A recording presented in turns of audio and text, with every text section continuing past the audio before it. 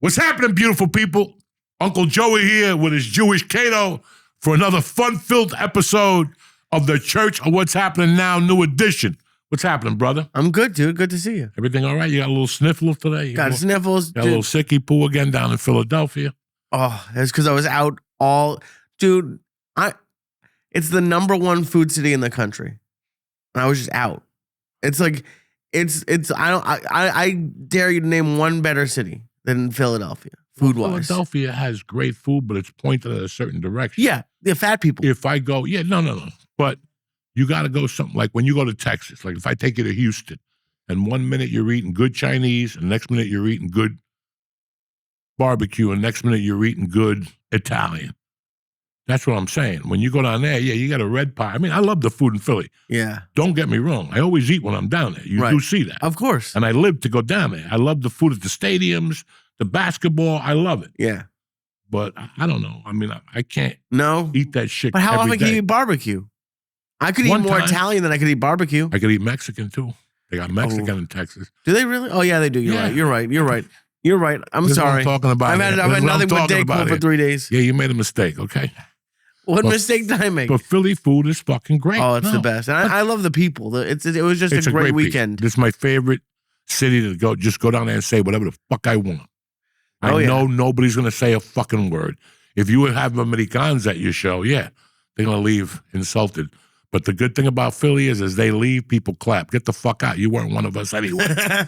So get the fuck out of here. It's that plain and simple. And that's why there'll never be whatever the word is, that woke.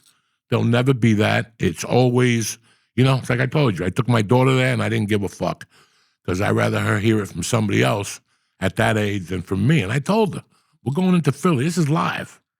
This ain't Memorex. This ain't fucking a tape. This ain't fucking Billie Eilish saying shit. This is fucking real. This is what was on, there was like a dick on the wall or something? On the wall. We didn't even go into the stadium. And there was already a dick and balls on the wall. And she goes, Dad, look. We go, yeah. welcome to Philadelphia. Once you see that, that's it. You know where you're at. You grab your kids and go, we're leaving. We're going to where there's culture. There ain't no culture in Philly. This is Philly. That's the good thing about Philly. This will always be Philly. And somebody will always call you out in Philly. And that's it. I mean, look at the people who've come from Philly. Look, I tell you, I'm going to get tickets. My birthday this year, they're going to do Julius Erving's birthday at the Spectrum. It's against the Atlanta Hawks. But it's Julius. I mean, he's turning 76. It's 76, so. And what are you going to, and are you going to get good seats or like what are you going to do? No, I'm going to sit up in the top with a bunch of fucking people that ICE made a mistake and arrested. That's what I'm going to do.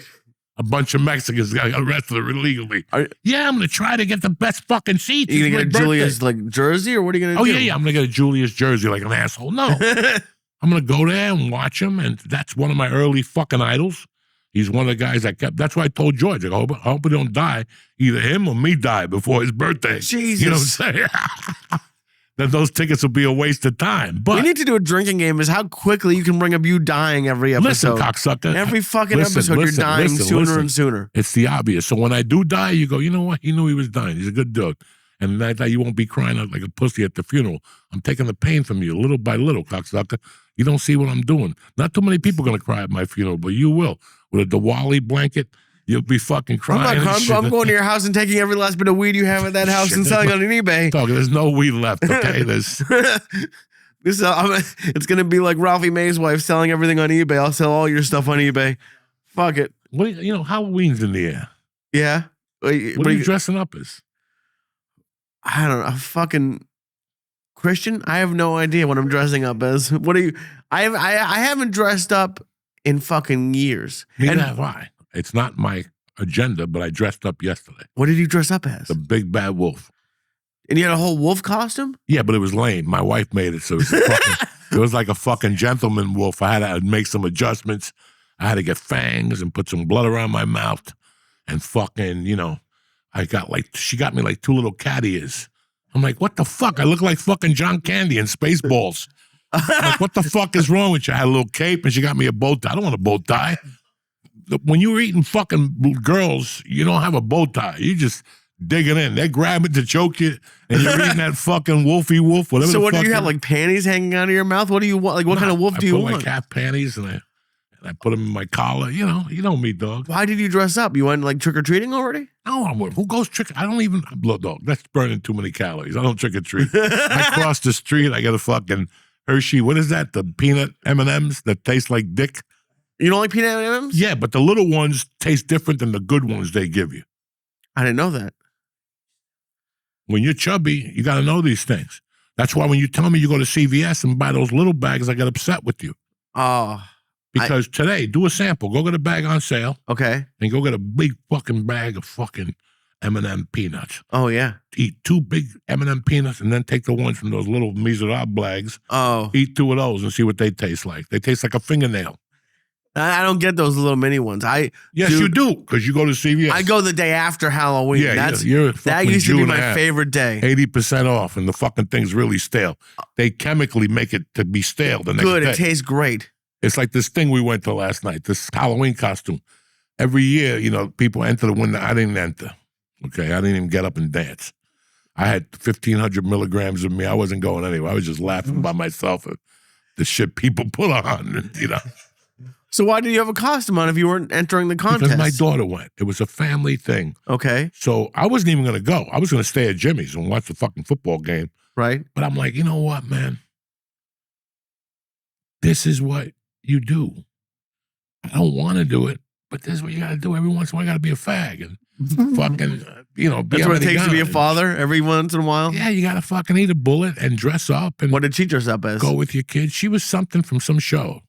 I don't fucking know. So it wasn't like a fan. I thought it was like she was going to be Little Red Riding Hood and you were going to be my wife. Why would I eat my daughter? You know what I'm saying? What a perverted motherfucker you. What are you talking about, eating her daughter? Yeah, my wife was Little Red Riding Hood. Oh, okay. And I was the big bad wolf. But now she told me Friday we have to go to another one, so I'm going to go out this week and get myself a really fucking big bad wolf.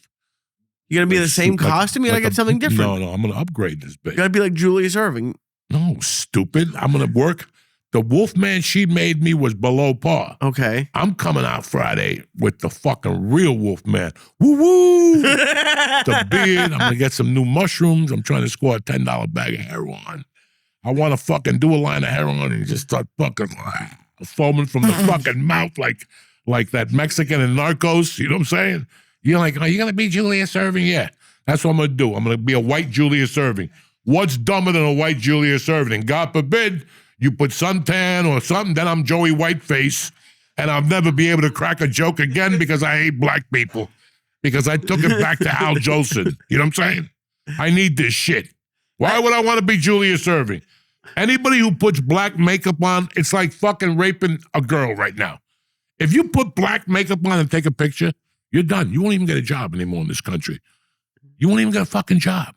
They'll label you racist and this and that, and it's not even worth the aggravation. I would love to dress up like a black fucking dude, like Big Dick. I told you, my daughter wanted me to dress up like the bullet that killed Charlie Kirk. That's where she's coming from. She was begging me to just go as Charlie Kirk, Dad, please put the scarf on with the red thing. And my wife was like, you can't, Joey.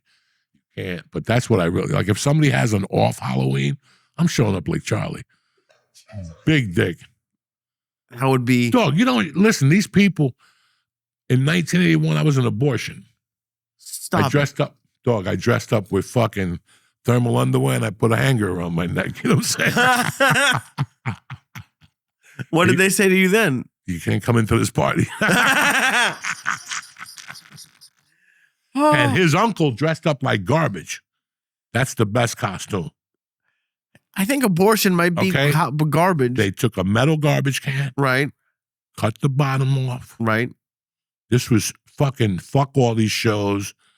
They put garbage cans on. They put those farmer straps on. Okay. And they took the cap and they took fucking a brown bag, and they crazy glued it and they rolled it up so it fit their heads. Right. So when they put the lid on, then they took the lid and took strings and tied them to the tails of live mice and went into a party. And once they were all there in the same time, they picked up the mice and started eating them in the fucking party, and people were puking, girls were crying.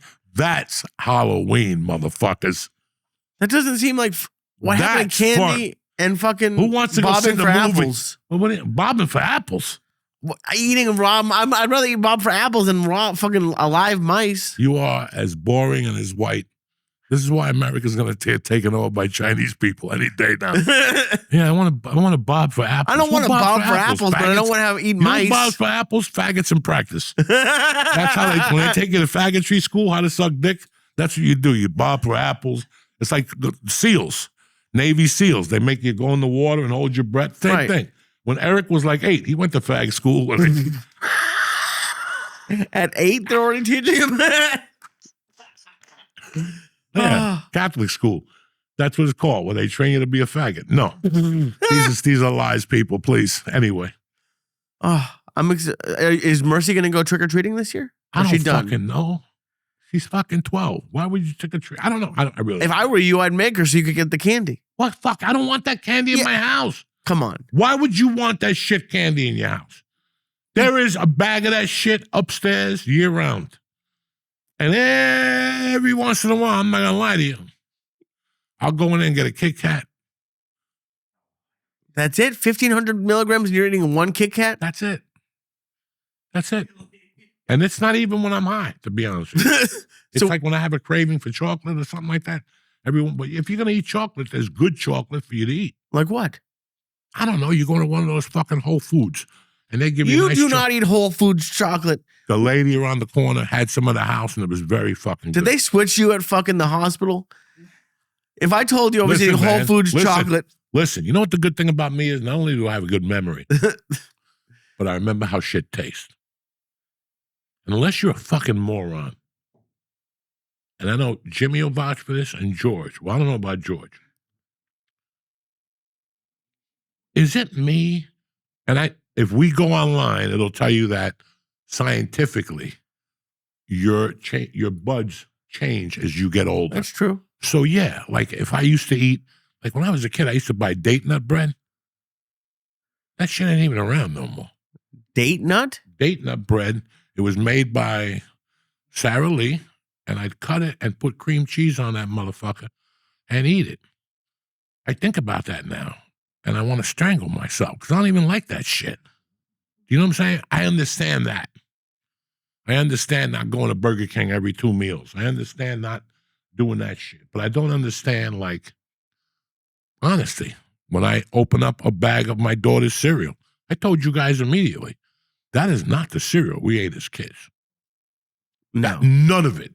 When fucking Apple Jacks don't turn green, the milk, they don't make the milk turn green, and they're little fucking pellets, that's not what I grew up on. They're pellets now? They're pellets. Oh. Captain Crunch, that's gone. All that shit. That peanut butter crunch with the pirate, gone.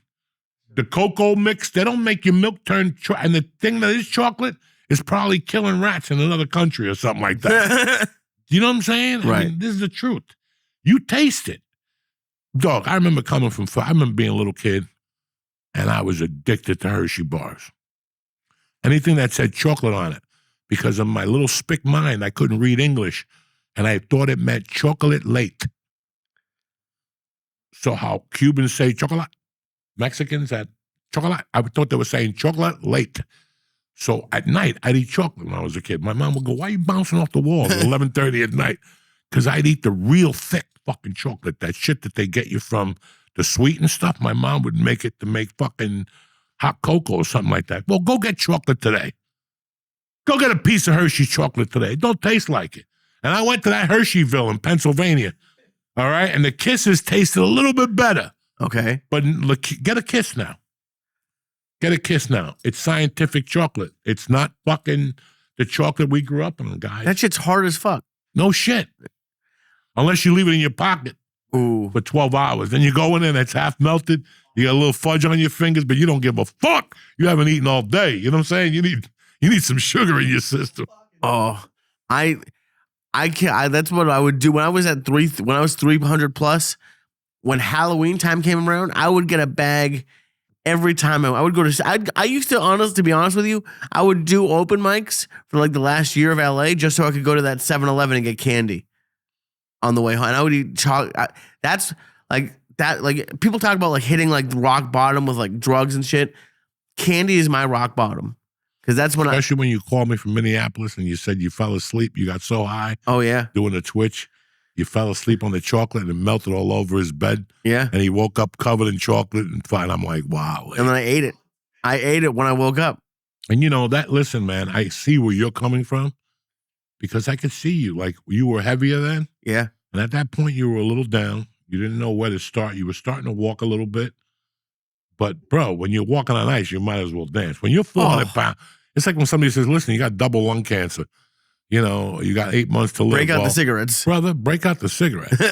What am I going to do now? Well, don't smoke. The church group. Listen, fuck the church group. I'm smoking. I'm snorting. I'm doing everything. Whatever the doctor tells me I can't do. And it's the same thing. Like, you want to beat your... I remember trying to get off coke those last 2 years. And every time I go, I want to get off, I just do another fucking 8-ball and go, what the fuck am I doing? So it's kind of an addiction. But, man, the shit they're giving us today, completely fucking different. Entenmann's, come on, man, completely fucking different. Those cookies from Entenmann's, you buy them and they break. Now get them. They kind of soft, but not really. No. They added so much shit. And so what do? Do you make your own? I don't know. I don't have the fucking answer.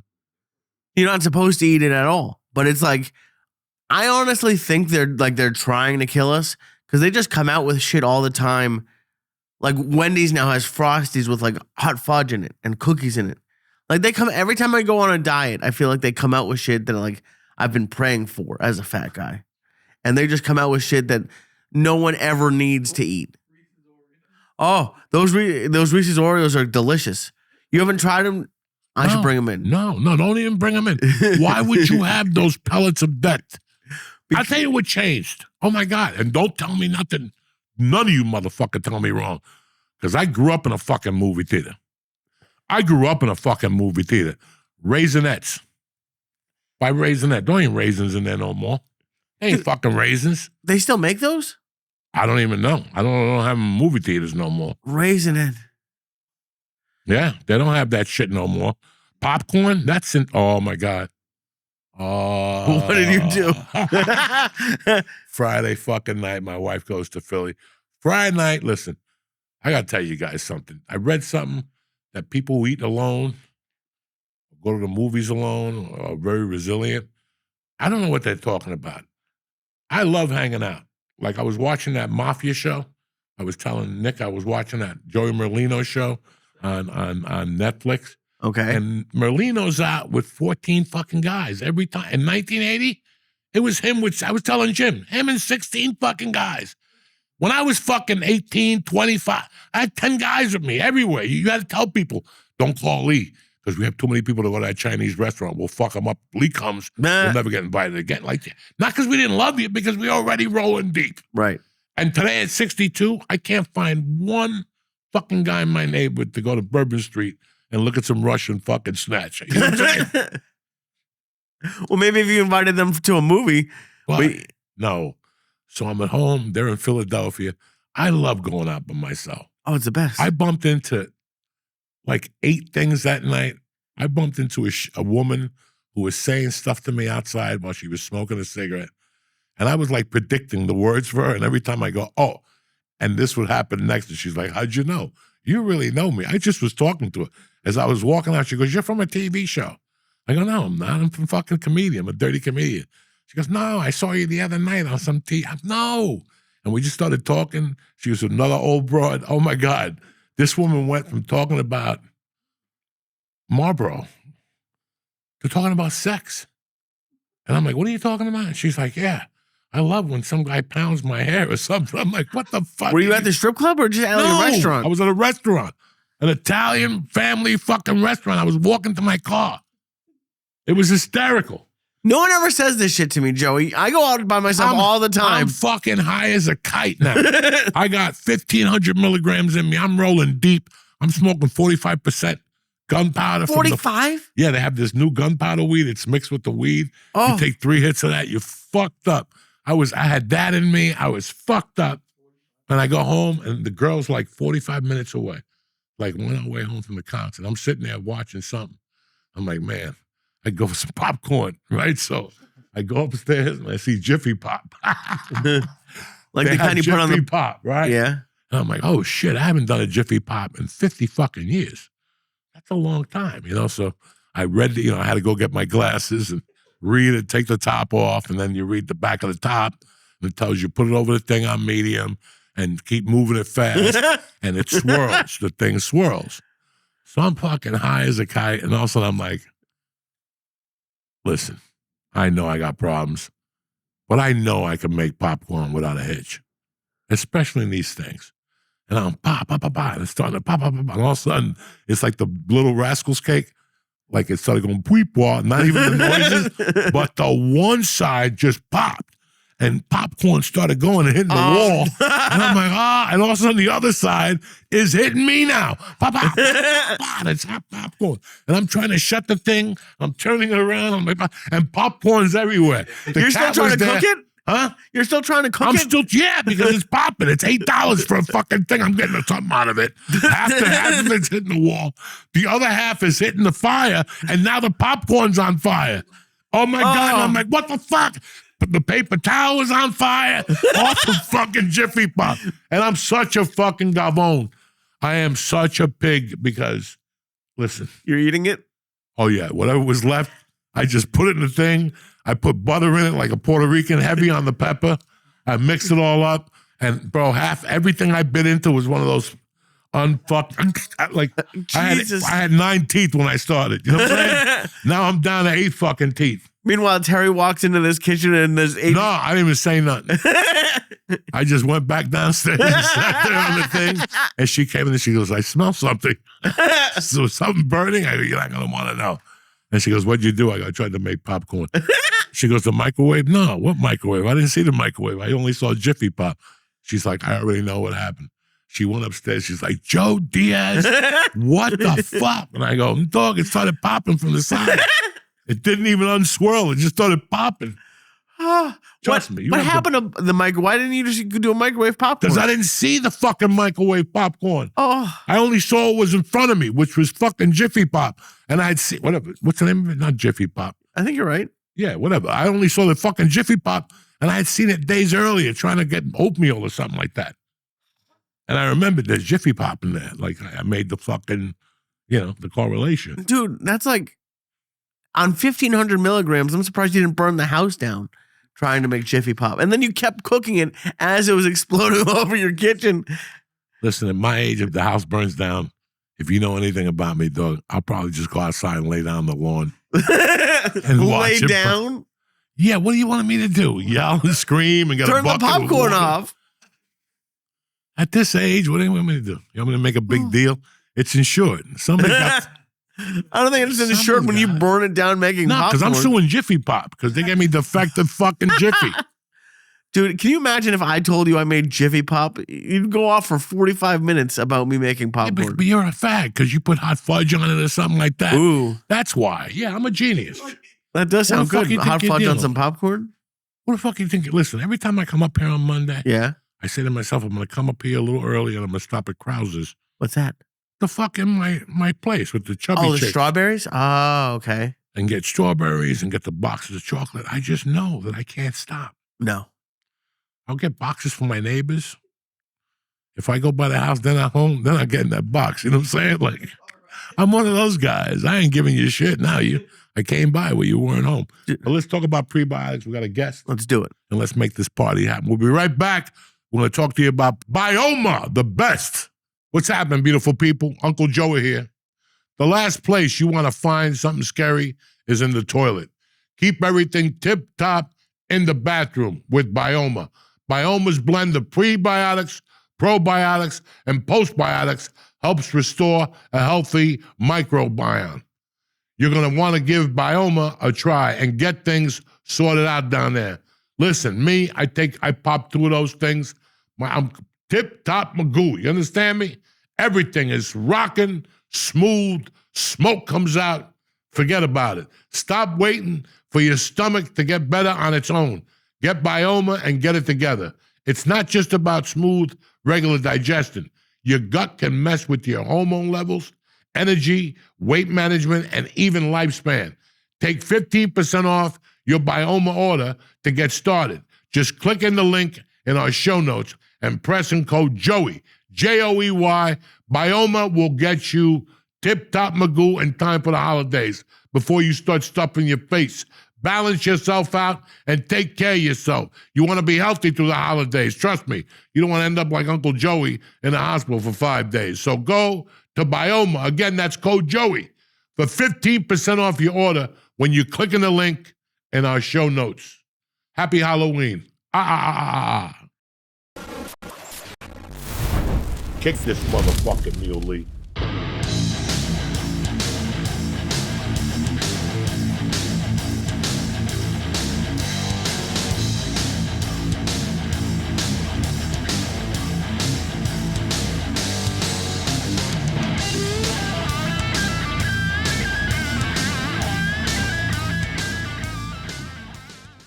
We're back, Jack.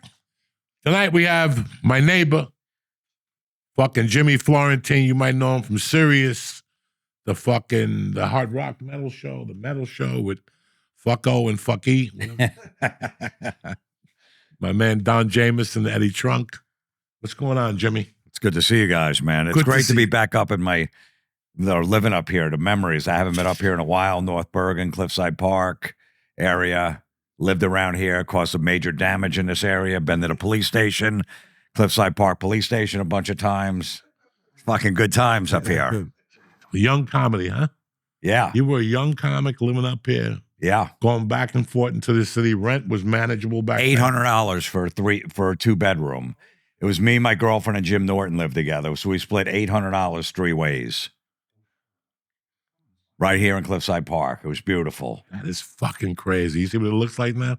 I know. Down here, it looks like a fucking bomb headed down there. It's crazy. But then you go 2 blocks down, and you think you're in fucking heaven. You know? Yeah.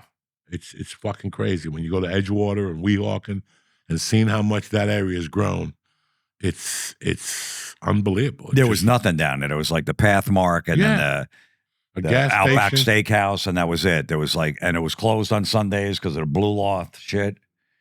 I remember there was no parking around by my street on Riverview Place. I come home late doing spots. So I got, and they had the yellow line, so you couldn't park there. So I bought like gray spray paint, and I spray painted it so my car would fit over the yellow where it wasn't supposed to. I'm like, I couldn't find a spot at 2 a.m. around here. You drive around for an hour. So I just fill in the yellow with gray spray paint. Perfect. I got a spot. Did you ever get caught? No, never did. It was like 2 a.m. I just sprayed a yellow until my car fit. Isn't it great when you say fuck it and you're like, if I get a ticket, I get a ticket, and then you don't get a ticket, you come back and there's no ticket? And you're like, woof. I would have just said, hey, listen, man, I didn't know this. It looks like a spot. Meanwhile, your hands are silver from the spray paint. It's fucking crazy that for people who don't know this, when everybody was making the descent from L.A., everybody was going to Texas and Tennessee and Florida. I called my man Jimmy Florentine. I go, Jimmy, I was coming back, but fucking the plan got foiled. I was going to move up to Bergen County, but something didn't want me to move to Bergen County. And I thought about where I was today for lunch. I went to my crazy brother's. He lives in Morganville. I used to go down there, and something about the area that I really liked. It was peaceful. Like, instead of staying up north, it was just fucking trees and fucking elk, and, he had a pool, and fucking it was sunny. It was just great. And Rascals was down there. They had a couple clubs down there, 2 or 3 clubs. I would stay with him for 3 weeks and go to Princeton, do Rascals Ocean, and then do Rascals and whatever the other West Orange. West Orange. I loved it. So I called you, and Jimmy's responsible for luring me to fucking Jersey. Everybody was going to Austin. I remember them calling me and going, hey, man, we need to talk to you. We got houses in Austin. And I'm like, that's great. I already bought a house in Jersey. Like, don't do it. Don't sign the paper. We're all going in Austin. Like, I'm already going to Jersey. It was like 1 a.m. when this conversation went down with Joe and who else? Duncan. It was a bunch of guys. And we were all like fucking, Joe had a 3-way going over there. And because all those guys during the pandemic would fucking Zoom at night. That's how Zoom got big, right? They were Zooming at night to keep their fucking mind So they were Zooming, and Joe was talking to me going, yeah, I bought the first house. Tony's next, and we found the house for you. And I'm like, I already bought a fucking house, guys. You had a house in 10 days once you called me. Yeah, my sister-in-law's a real estate broker. She knows the area, the schools, all that shit. You got the kid. Terry talked to her within 10 days. Yeah, we got a house. 10 days. Dude, that was you bought a house without seeing it. Like you saw it on FaceTime, but you were never inside the house. I had a friend of mine look at it, and I trusted him. I grew up with him, and he knows that type of shit. That's his fucking world. And he goes, go ahead. It's a nice piece of property, whatever. At that point, I just was happy to find something. Now, today, I wish I would have bought a different house, but I love my little house. I'm comfortable there. I love that neighborhood. As much shit as I talk about, it's boring and shit. Listen, man, I come out of that house at 5:45 in the mornings. Today, I was out there with a hooded sweatshirt and a fucking winter jacket with hoodies on and sweatpants, and I'm drinking coffee, and I look at those trees and shit, and there's not a noise. There's not a noise. There's times I go in the garage and get high, and I come back up and I sit there, and I go, when is a car going to, I play the game, when is a car going to pass by? It'll be 15, 20 minutes, and the car won't go by. It's like one of those Clint Eastwood movies where it's just quiet, peaceful. And I remember within 2 weeks, Mercy had 4 friends over the house. Oh, yeah. It was and you go, she had none in L.A. Nobody wants to hang out. And there's 4 neighbors that are her same age, go to the same school, and they're hanging out. Jimmy, it's a no-brainer because it wasn't, when you have a child, it's not about you anymore. It's about, so your career, if you're really real, unless I'm fucking Brad Pitt and I'm getting $82 million a movie, why do I live there? Why do I have to live there? $82 million a movie means I could probably fly it by myself and get planes for you guys to fly behind me like that Tom Cruise movie. Like Tom Cruise movie when he was smuggling coke with those dudes. Right. 82 million. Yeah, 82 fucking million. So why are we here? It comes down to this. Quality of life for your child. First of all, the quality of life for me, I can't get comfortable in the neighborhood. Lee and me ran that fucking neighborhood. Oh, and we knew every Mexican. We knew any donut chick. We knew all the fucking burrito places, Big Tony's where they gave you the fruit with the cream on top. It was too easy of a life. I already knew the weed store was next to the cryotherapy store. Come on. Not even a mile from my fucking house. How far did you live from me, Lee? 2 blocks? 0.2.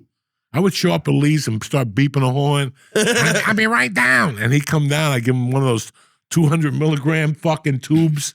Give me a tube and some Cuban fried rice and zoom off. Yeah, and I'd see you later. It was kind of fun for a little bit. It was fucking fun. But after a while, it was just us. And it was me, Lee, and the Comedy Store. And this poor 7-year-old girl that anytime we went to a party, she was the only kid. Anytime we invited people over, she was the only kid. And then when she did make friends, Jesus Christ, there was a girl that locked her out of the house.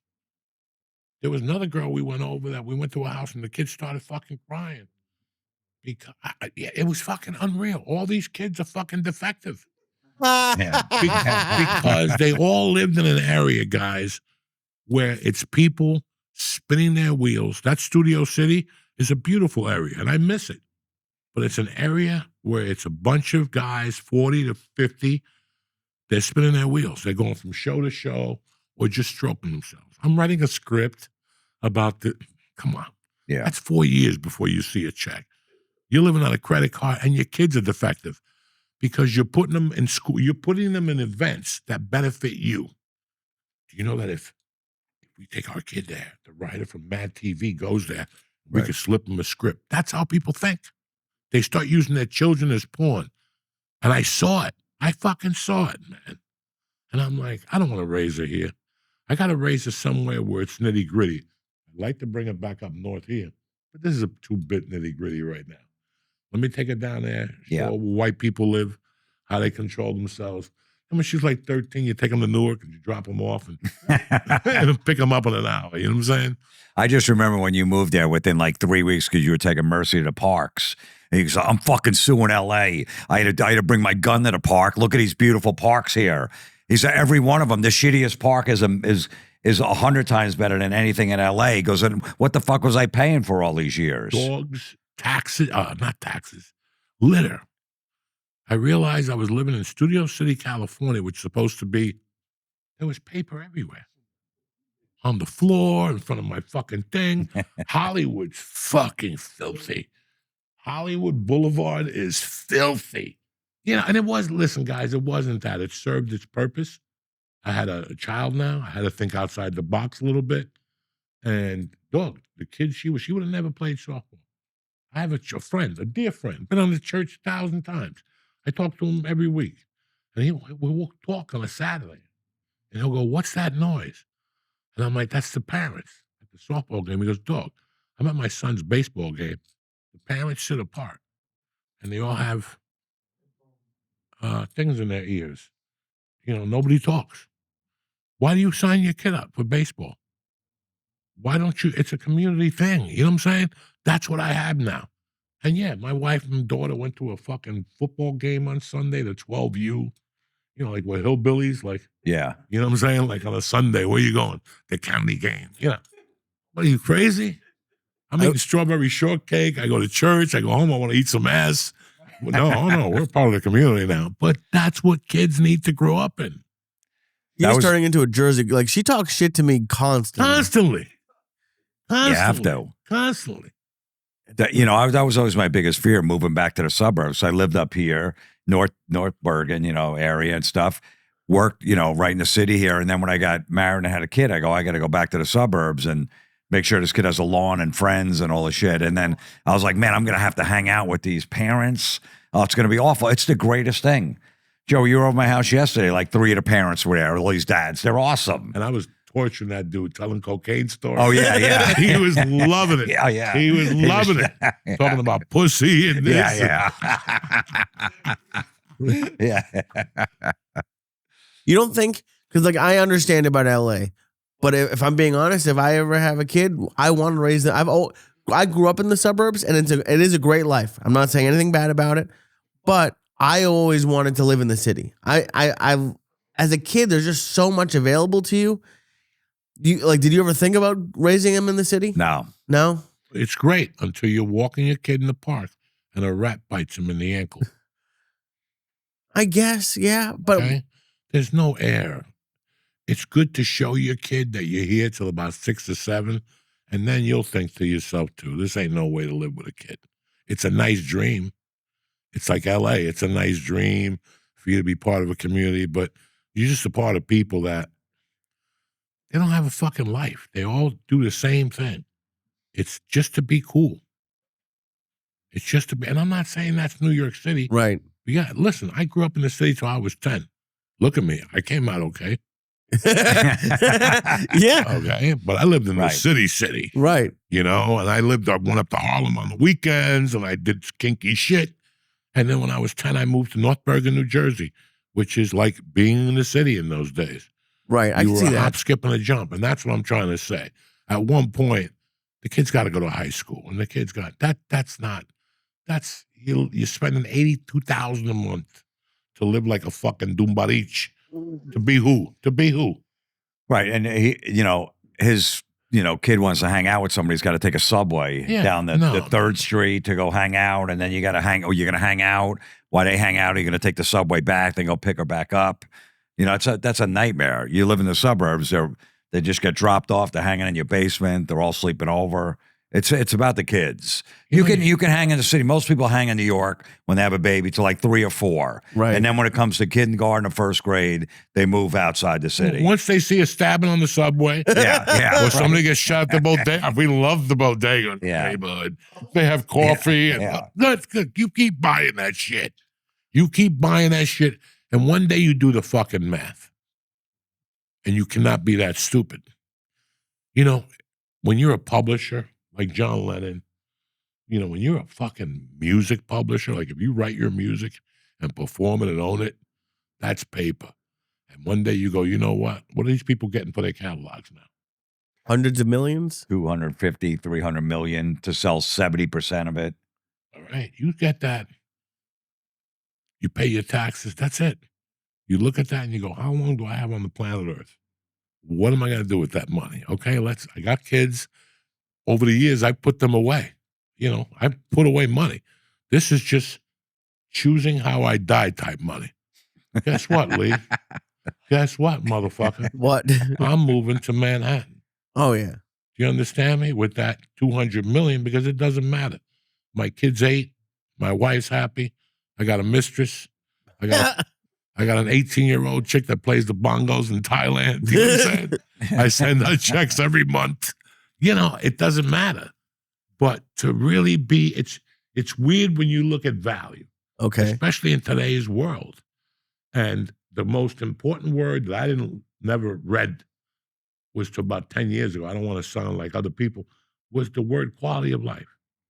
How are you really fucking living? You have to take 2 subways for this, and then you got to get out. Listen, the ferry's nice in September. I want to see you out there in January. Yep. Yeah. Waiting for that. Yeah. Waiting for that ferry. You know, this is a heavy life. And look, I don't want to drive around with, spray paint in my car looking for a spot at night anymore. I did that. I got a driveway. I forgot about it when I'm looking for a spot up here tonight. I'm like, I forgot I have a driveway. I don't have to squeeze in spots up here and shit too. That's how you'll get it at some point. Well, see, I mean, I don't know. The thing that I like about it is I can't tell you how much I was bored in the suburbs. And there's just always something to do. You're exposed to so much as a kid. Like even up in like the city. What are you looking at? here we go. You're convinced she's pregnant. She's not pregnant. I didn't say anything. Yes, you every week. Every time I come in here with a you walk in here with a half a fucking sty. One minute we're talking football. The next minute you just drop on us. You're getting married. You know what I'm saying? I know. Right around the fucking Christian holiday and shit. It's weird that they get married. Yeah. And now you're trying to sell me on having a kid in New York. This ain't the Lee I know. And you're a fucking Jew, okay? I walked in, Lee had a glow. I'm like, what the fuck's up? Yeah, all of a sudden now. Yeah. Yeah, I'm going to raise a kid in New York. Yeah, fuck you. That's great. He's asking Wait till your kid gets bit in the ankle by a rat. Don't you ever hear about the rat problem? The rats hide from you. The rats. Yeah, they hide from you. Wait till you have a kid. They got that different vision. I was wondering why you were asking if I have any old baby clothes. Yeah. What was that all about? Oh, I'm trying to get him for free. Poor bastard. I'm going to raise my kid in the city. That's great. I've always wanted to, yeah. I love to too. I would love to too, but the first time you go to Jersey and you look around, it's a no-brainer. First time you go to Alpine and you go to Englewood Cliffs and you see how those fucking gangsters live, where Eddie Murphy lives and Whitney Houston live, and you're like, I want to be in the city. I got to go up to 80th to get my car, and I got to pay rent for my car with my child, and I got a car seat, bring it down 4 flights of stairs, Mr. Genius, and come on. It's a no fucking, that's why they moved there. Right. Even Mike Tyson, everybody, right there. Mike Tyson. The Knicks, the Nets, the Yankees, you think they live in that hellhole? For 2 or 3 years until the accountant goes, listen, G Money. Right across that water, it's a lot cheaper. And that paper's a little better in taxes. Just not much. But you want space for your child. You want all these fucking things. Look at the fucking schools in New York. Who you got teaching these kids? Even these fucking private schools in New York. It's a fucking nightmare. It's a fucking nightmare. I'm sure it is. And I appreciate where you're coming from. Isn't it a nightmare everywhere, though? Yes and no, but you have to choose your fucking nightmare. Right.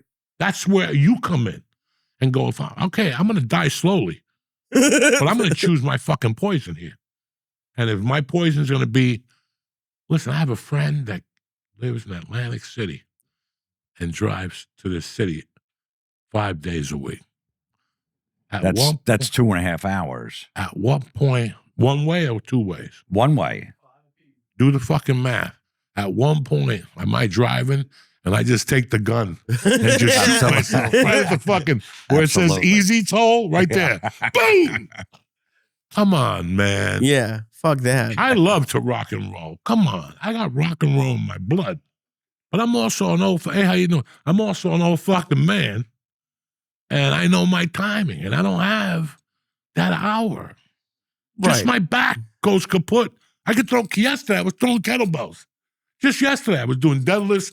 I did a deadlift that was so heavy I had to go home and nap for 2 hours. It jolted my system. I thought I was putting 25s. Right. I put 245s over at shit. the gym. And I was warmed up and everything. And I went, boom, and I lift first and I was like, oh, God. Even my knee was shaking. I went back down. I ended up doing 3 of them. I was like, that's good for today. I'd hold on to the bike for a minute.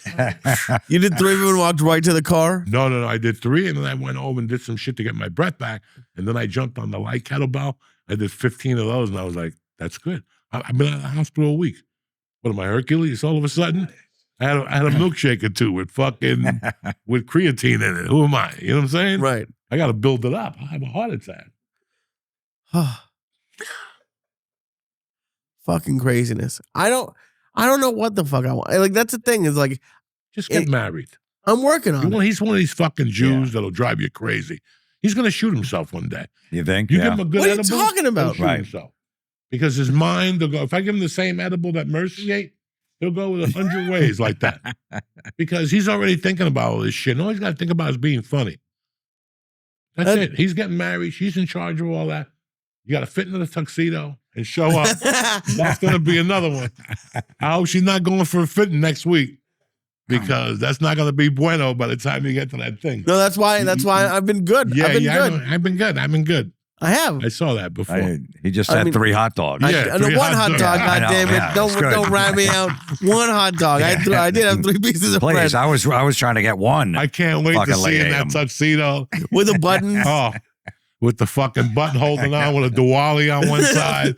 There's going to be a monkey at the wedding, anything like that. 2 of them. Oh, dude, I got surprises for you at the wedding. Oh. I'm so excited. I have stuff at the wedding just to piss you off. We're having a whole hummus table. I'm doing a lot of shit at the wedding just to get you. I bumped into somebody yesterday, but I have to give them your number, Okay. because they were at the table with us at the Halloween party. And they're almost as retarded as you are. They're getting married on Sunday the 28th. Of December? Oh, I wouldn't do that.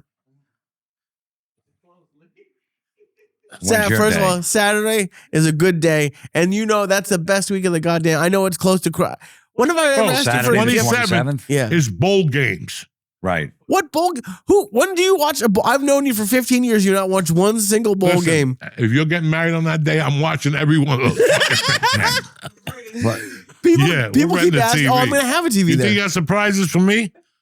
I do. You forget that my dear friend, and he'll be the fucking witness, rented a room, took a TV from the room, asked the custodian for an extension cord, and put the TV at the wedding table to watch Nebraska, Colorado.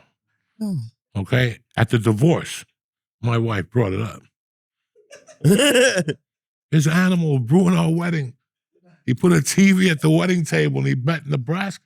well, yeah. Well, first of all, I was an idiot. I got married September 9th, 89. That's the beginning of the football season. Go fuck yourself. But Yeah, I but didn't. you don't like college football. doesn't It matter. doesn't matter. You're intruding in somebody else's time. Yeah. There's It's guys an out Indian there going, family and a "Fuck." Jewish family. Not one person watches college football in my What family. Jews? What, you're going to have Jews and Indians? I can't wait to see what that place smells like at the end of the night. You know exactly what it smells like. Matzo balls and curry. You know exactly what it's going to smell like. Fucking Diwali fucking cookies. Oh my God. It's going to be the And best. comics usually get married on Sundays because all the comics are working Friday and Yeah. Oh, Saturday. yeah. I'm going to get a job that night. I got a big Right. fucking job. All right, I'm already. doing a dojo. You want to be on the show? No, I'm doing like 10 shows. Right. The business. People keep asking me if you're coming, and I'm like, I'll find out that day. You'll find out Yeah. that because you want me to tell you the truth, Lee, you fucked up. How did I fuck up? Because my wife wanted to go away this Christmas. It's her birthday on the 29th, so she wanted to come back after her birthday for New Year's, so we had 2 or 3 days. So that's what you're fucking dealing with right now. Okay, if you guys can't make it, that's cool. You know, I don't want to hurt your feelings, but who the fuck gets married that weekend, Lee? Apparently, two people in your life. You didn't consult with us. You didn't fucking come to the board. I gotta ask you what day to get married? Yeah. Consult with us. April is when people get fucking married. Yeah. Right at the beginning of baseball season, because nobody cares about the Yankees or baseball yet. The only thing that's playing is basketball. They're in the playoffs. I don't look at the sports schedule when I'm looking to get married. Everybody should. Trust me. That's a weird week in between Christmas and New Year's. It's the best too. week of the year. Yeah, but No, a lot of it's people not. are out of town. No, and it's that's not. the best. They're traveling. So No, they it's send not. gifts and they don't Listen, come. times are rough. Some of these kids not getting a gift because they got to go to your fucking wedding on the 27th. Whose kid is not getting a gift because they have to go to the That's wedding? what I'm Everyone saying lives to you. around This here. is what I'm saying to you. You pick the time of the year that's rough. New Year's is 2 days later. You understand me? At least get married on New Year's. If you're going to keep me out. You and I both know I'd get yelled at 8,000 more times for that. Get married at 6 and get everybody out of there by 9 and go Diwali at your own fucking house. Oh, You know what I'm saying? Go jump Why up don't and you get down and married light on the- candles and play Yeah. the organ. Why that's don't you what, get married on the Chinese New Year? Yeah. when's that? I don't know. Me neither. Oh my God. And there was no day that would work for you. The only day that would work would be like February 44th. No. You're my brother. I love you to fucking death. I love you too. But again, Lee, when you have family, you sit everybody down and you go, this is what's going on in my world right now. What do I do? And you cannot get married. It's just a bad time. It's 2 days after Christmas. And you're also obsessed with this open bar, which we're going to have, but you don't even drink. You have all these opinions about things that doesn't matter to Because you. I want the people to understand you're taking people out of a night for you. What do you do on This is December about- 27th? It doesn't matter. You don't do shit December You're home 27th. scratching my balls. I don't want to be surrounded by a bunch of foreigners jumping up and down. You know what I'm saying? Smelling like eggs. You know what I'm saying?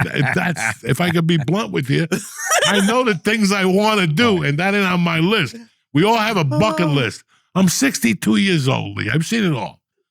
Unless she's gonna have some Indian chicks taking fucking flames out of their pussy That's with the the little plan. dots on their head, I'm in. But you know, I I'm love you to sweating. death. But who the fuck does the 27th? I'm gonna show you something. I'm gonna show you something that I just found the other day, and this is why I just don't understand people. I'm a fucking criminal, man, but I'm a different fucking type of criminal. I don't know. Somebody called me soft a couple of weeks ago. They were like, you know what, man, you're a little on the soft side. And I was like, you know what I went through in my life? For you to call me soft, you stupid motherfucker. How many people are going to be at the wedding? Like 80 to 100, not much. What do you mean? Oh, there's like nothing. I'm getting yelled at every day by my entire family. I have to invite cousins who I've never met to the wedding. Oh, that's How many are you going to be your family? Like half and half. Okay. somebody sent me they found an invitation to my wedding. Oh, Yeah. And I sat there and I looked at it the other day and I'm like, you know, at the time I sacrificed, because you get married to get gifts. I sacrificed all the gifts. And if anybody could have used the gift at that time, it was me. I was living in a single apartment with 10 fucking cats. oh, the second wedding. Okay. Okay. I thought you meant the Colorado wedding. And I remember calling her up and going, listen, we're going to get married. We're going to do this. But she was very smart. She goes, I got to get this motherfucker while he's hot. Because she knows that I changed my mind like the fucking wind. So she came home. We started talking about it. I called her dad. And we both settled on one thing. We both went for what we both didn't like about weddings. And that was women want to get married and they don't think about anybody but themselves. Okay? Not the dress code. I'm not talking about no stupid dress code, because I go to a wedding dressed how the fuck I want to. If I got to sit here for 3 hours, I'm going with sweats and sneakers. I don't really give a fuck about you, what your dress code Who has is. a dress? We don't have I'd a rather dress not code. be there. It's not the dress code. It's just Who's the best man? No one. We don't have, it's gonna be a 20-minute ceremony, no religion, and it's gonna be a party after. That's it. you know, and me and my wife talked about it. We go, how are we going to do this? Do we want to go to Tennessee? Do I want to come back to Jersey? I'm a felon. I want to come back here and have a wedding. It's got all them beans and kiss me and shit. So we both looked at each other. We go, what works? I'm a comic, man. I know that no comic is going to be there on a fucking Saturday. I know this. My life is comics. I don't talk to nobody. So I got married on a Wednesday before Thanksgiving. And I told people, don't bring a gift because I didn't want to impose on anybody.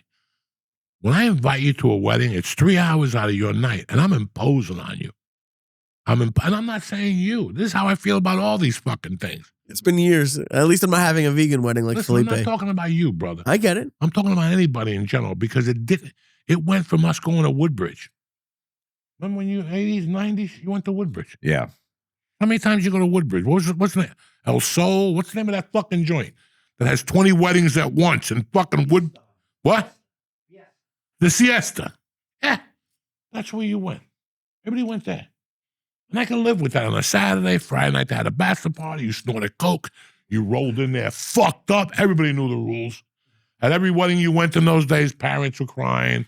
All the women were crying. Oh, I can't believe he did it again. He promised not at the wedding. Fuck you. Yeah. You bought this fucking thing. You bought this line that this guy was not going to fucking. I remember they had a wedding in North Bergen and they robbed the purse. They robbed the purse by Veneries across the street. Who's they? There used to be a little wedding hall. Not me. I was in that night. They robbed the purse. I mean, it's just, and I always said to myself, but then I got the weirdest fucking thing. I got an invite, Jimmy Florentine, from a girl that was hot and wanted to get hotter, so she got fake tits. I've told the story. And she got fake tits in September. She debuted them. They were beautiful. She was younger than me. I couldn't even score with. I was a bum living on the Ralphie Mays floor. She lived upstairs.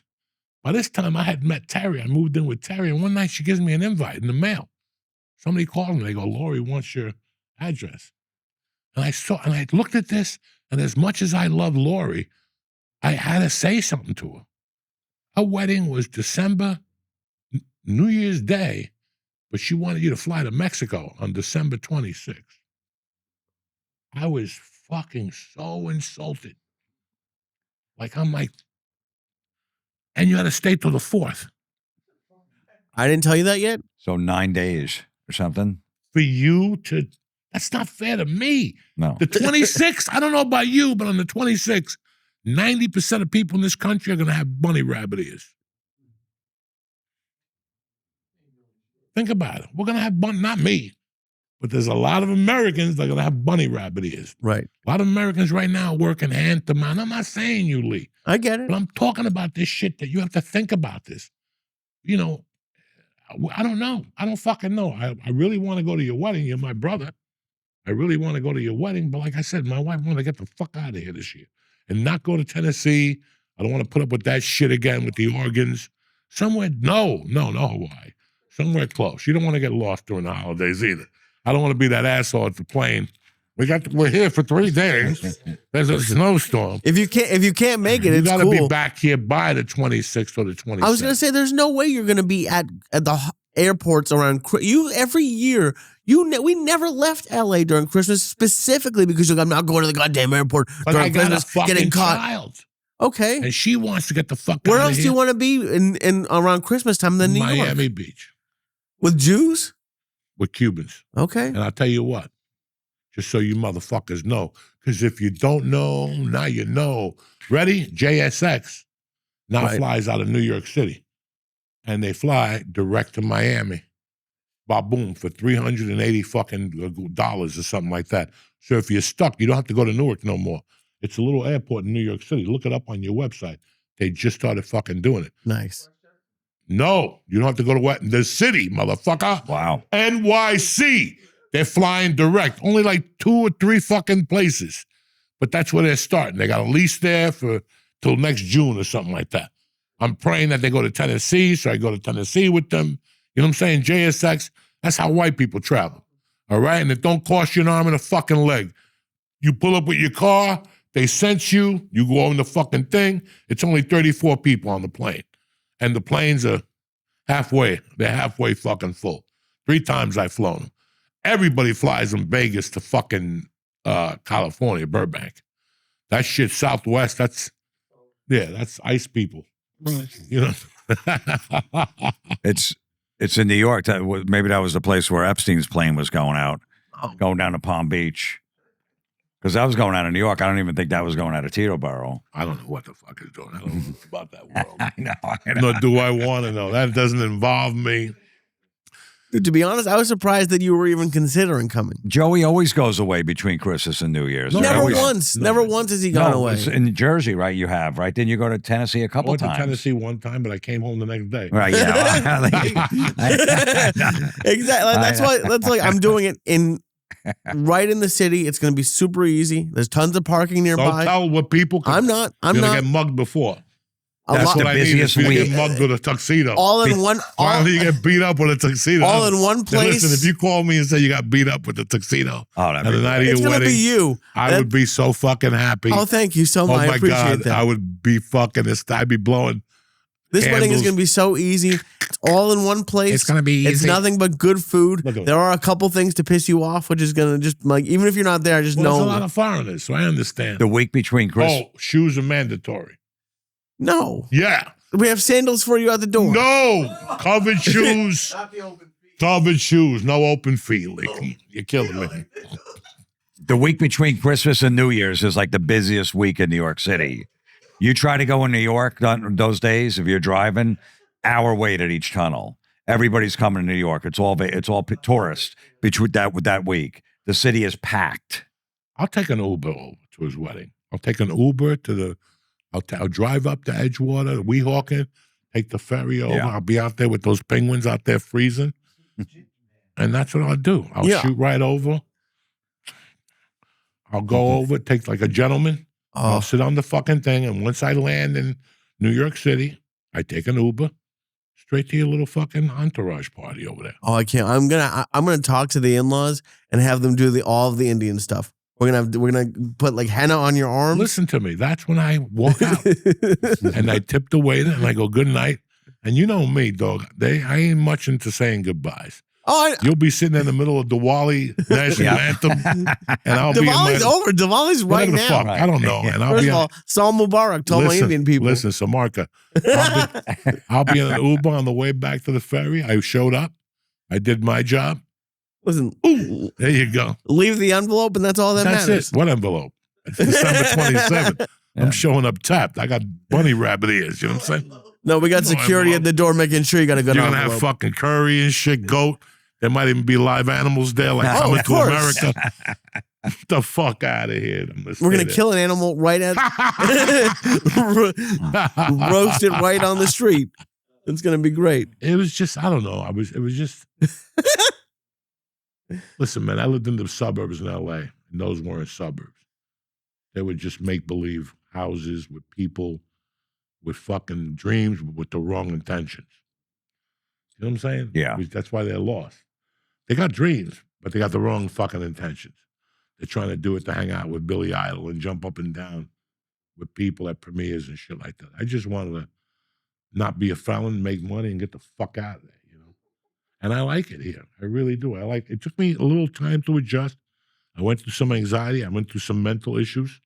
You know what I'm saying? But I started eating edibles again, and everything started working out in my life. When did you stop eating edibles? I took a little breather there. You for a did while. not for like what, an hour? You always say, "Oh, we're taking a break," and then I call you 6 minutes later and you have edibles. I'm bored. That's what you do when you're bored, Lee. You fucking get, like Saturday night, I talked to somebody, and if I had heroin, I would have done it Saturday night. Just a little taste, Right. just to get me out of the house and go somewhere for a drive and maybe cut somebody off on the 9 or something like that. What do your friends think of Joey? Like when he comes over for football love and then him. he leaves? Well, first of all, my one friend, Joey gave him an edible last Super Bowl. He didn't even make kickoff. He had to call his wife to get him to drive him home. Really? He's been there every year, 12 years in a row. Kickoff was 6:37. By 6:10, he was out cold. His wife had to pick him up. He didn't even make kickoff. Oh, what did the wife think? Was the wife pissed off? No, she knows. And then my older brother, his wife had to tell him, he's like 65. He's like, listen, you can't be doing that Joey Diaz stuff. You're staggering around. You're almost falling down the stairs. What are you doing? You're not 20 years old anymore. Oh, my God. Yeah, Joe. I fucked up the other guy, Costco. Yeah. I fucked him up one day. One day- opening day you did. Yeah, he just laid down. He laid down on the floor. He didn't move for like it was through the 1 o'clock game, the 4 o'clock game, and the night game started. He got up in the first quarter. He was down for like 7 hours. And The first season, Jimmy cut a deal with me. He goes, just bring goodies for the guys. Don't worry about anything else. So I would bring gadgets, and they would lose their fucking minds. And there was one guy I kept putting those ABX tablets in his fucking soda and his beer. No, you But wouldn't. they Oh, would- yeah. like 10 of them, they would. because he came over the first week, he goes, that guy's a fucking problem. He needs to calm down. I'm going to dose him next week. We need some peace in this basement. And he fucking was dosing him. Oh, Listen, man, I hadn't been. You got to remember something. What Jimmy does on Sundays is a forgotten fucking thing. Because in L.A., people did it. But think about it. When I first got to L.A., it was that manager that did it. That had the house on Sundays. Yeah. They Everybody played went- wiffle ball or something. Yeah, like everything was fake. But they were all trying to run jokes by the guy and shit like that. I never showed up. And then there was somebody else who did it. But he was a celebrity. So you had to go over there. And again, Kimmel it used was to all do it big too. boo-boo. Jimmy Kimmel used to do it too. Yeah, I never hung out with that fucking freak. You know, I don't hang out with those creepy people and shit. Right. But yeah, I don't, you know, there was somebody else who did it. But then I went to your house that first Sunday and I was blown the fuck away because nobody gave a fuck. Racial slurs, you think she sucks dick, you know, like every announcer, she's dead. And they got 3 TVs going like Puerto Ricans, one over the bar, the big one, and now they got a little one down below. Yeah. So you can catch that third game. I mean, you can't write this shit. Sandwiches, pizzas, cookies, Kentucky Fried Chicken. Every week is a new disaster. Every week I go home shitting blood. White Castles, fucking John brings McDonald's cheeseburgers. Yeah. 50 of them. You're going to eat one. McDonald's has a special thing in them that once you buy them, it's not pulling in. They don't get you to pull in. It's once somebody buys them and says, I brought McDonald's for everybody. You're like, I'm not going to eat those. And after about an hour, you're like, fuck, I'll take a Big Mac. And you feel bad about yourself, but it ain't that bad. And at least you didn't drive into the driveway. right. You know what I'm saying? Nobody caught you on the. Like, they have a bunch of surveillance pictures Oh, yeah. of Lee in the old days with a mustache, with Chinese eyes and shit. Me want the cheeseburger. Yeah, it's like he brings over like 50 of them. The first week, That's awesome. I warned Joe. I said, Joey, there's a couple guys that are out of control. He goes, I grew up with guys. Don't worry, it'll be fine, man. They can say whatever they want. And I remember you left, and I walked you to the car, and I go, you have a good time? He turns around, he goes, I haven't seen motherfuckers like that in 50 years. All those guys are dead. Raw. Raw, It right? was raw Guys you grew down up, there. yeah. It was raw. Then the second week, a guy came out of the bathroom naked. What? He chased Joey. Got him so fucked up, he got naked and was chasing Joey around the basement naked. Yeah, I both haven't of heard them that running. story Oh before. yeah, I have yeah. a picture of his ass on my phone till this day.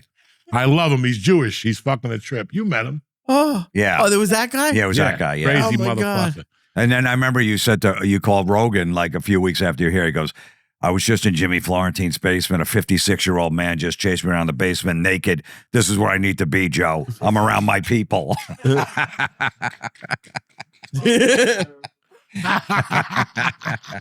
It was such a fucking, you know, you go to these comedy football. Like, I never went to comedy anything because everybody's trying to funny everybody. Yeah. I don't want to hear jokes. I want to come see the fucking football game. I want to hear jokes. I'll go for your jokes. You know, you just want to be natural. And that's why at your house, I'm very natural. In fact, I don't say dick. I go off for a little while. I fart because I'm the king of the farts. I'll fart by people and shit. I'll blow their fucking wigs off. That's great. You have a couple of those McDonald's cheeseburgers and then just fart? No. Those McDonald's cheeseburgers sit through your fucking stomach. You blow those out of your ass way later when you least expect it. When you when I did those deadlifts, the first one, when I put it down, dog, I had to walk over and all of a sudden I smelled something. I'm like, oh my God.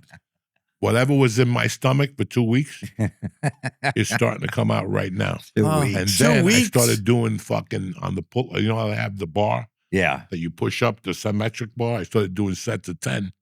And I saw a guy walk behind me.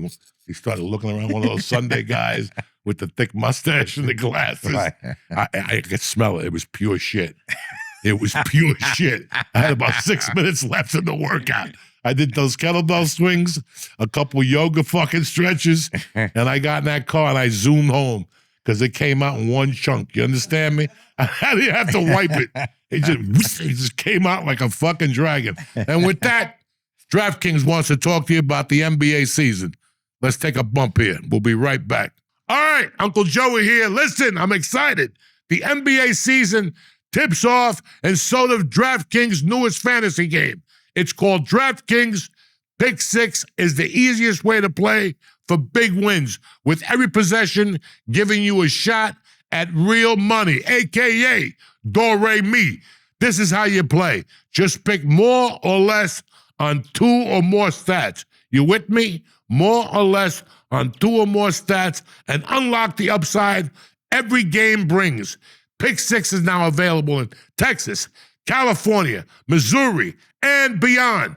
New DraftKings customers, I'm talking to you right now. You can't miss out on this. New DraftKings customers get 50 in bonus picks with just a $5 entry on your first pick set. Who's better than you? Nobody.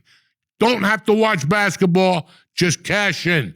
Download the Pick Six app now and press in code Joey. That's Joey. Pay $5 and get 50 in Pick Six bonus picks. Make the call. Ride the upside. In partnership with DraftKings Pick Six, where the crown is yours, Jack.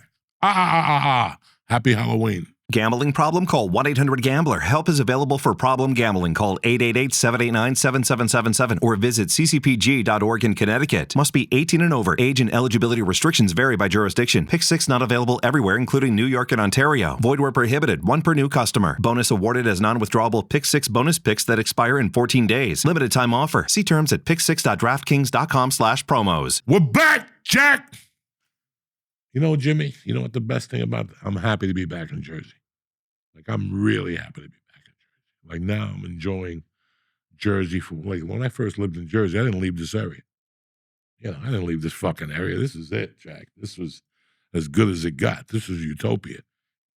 But now, I get to see other parts of Jersey, and I go to these different places. Like, we went to a softball game in Newark, and George was telling me the Belmont Tavern was over there. You know, that's like an historic fucking restaurant. You know, they got great little places like that. Listen, everything I was going to do in New York City, I did already.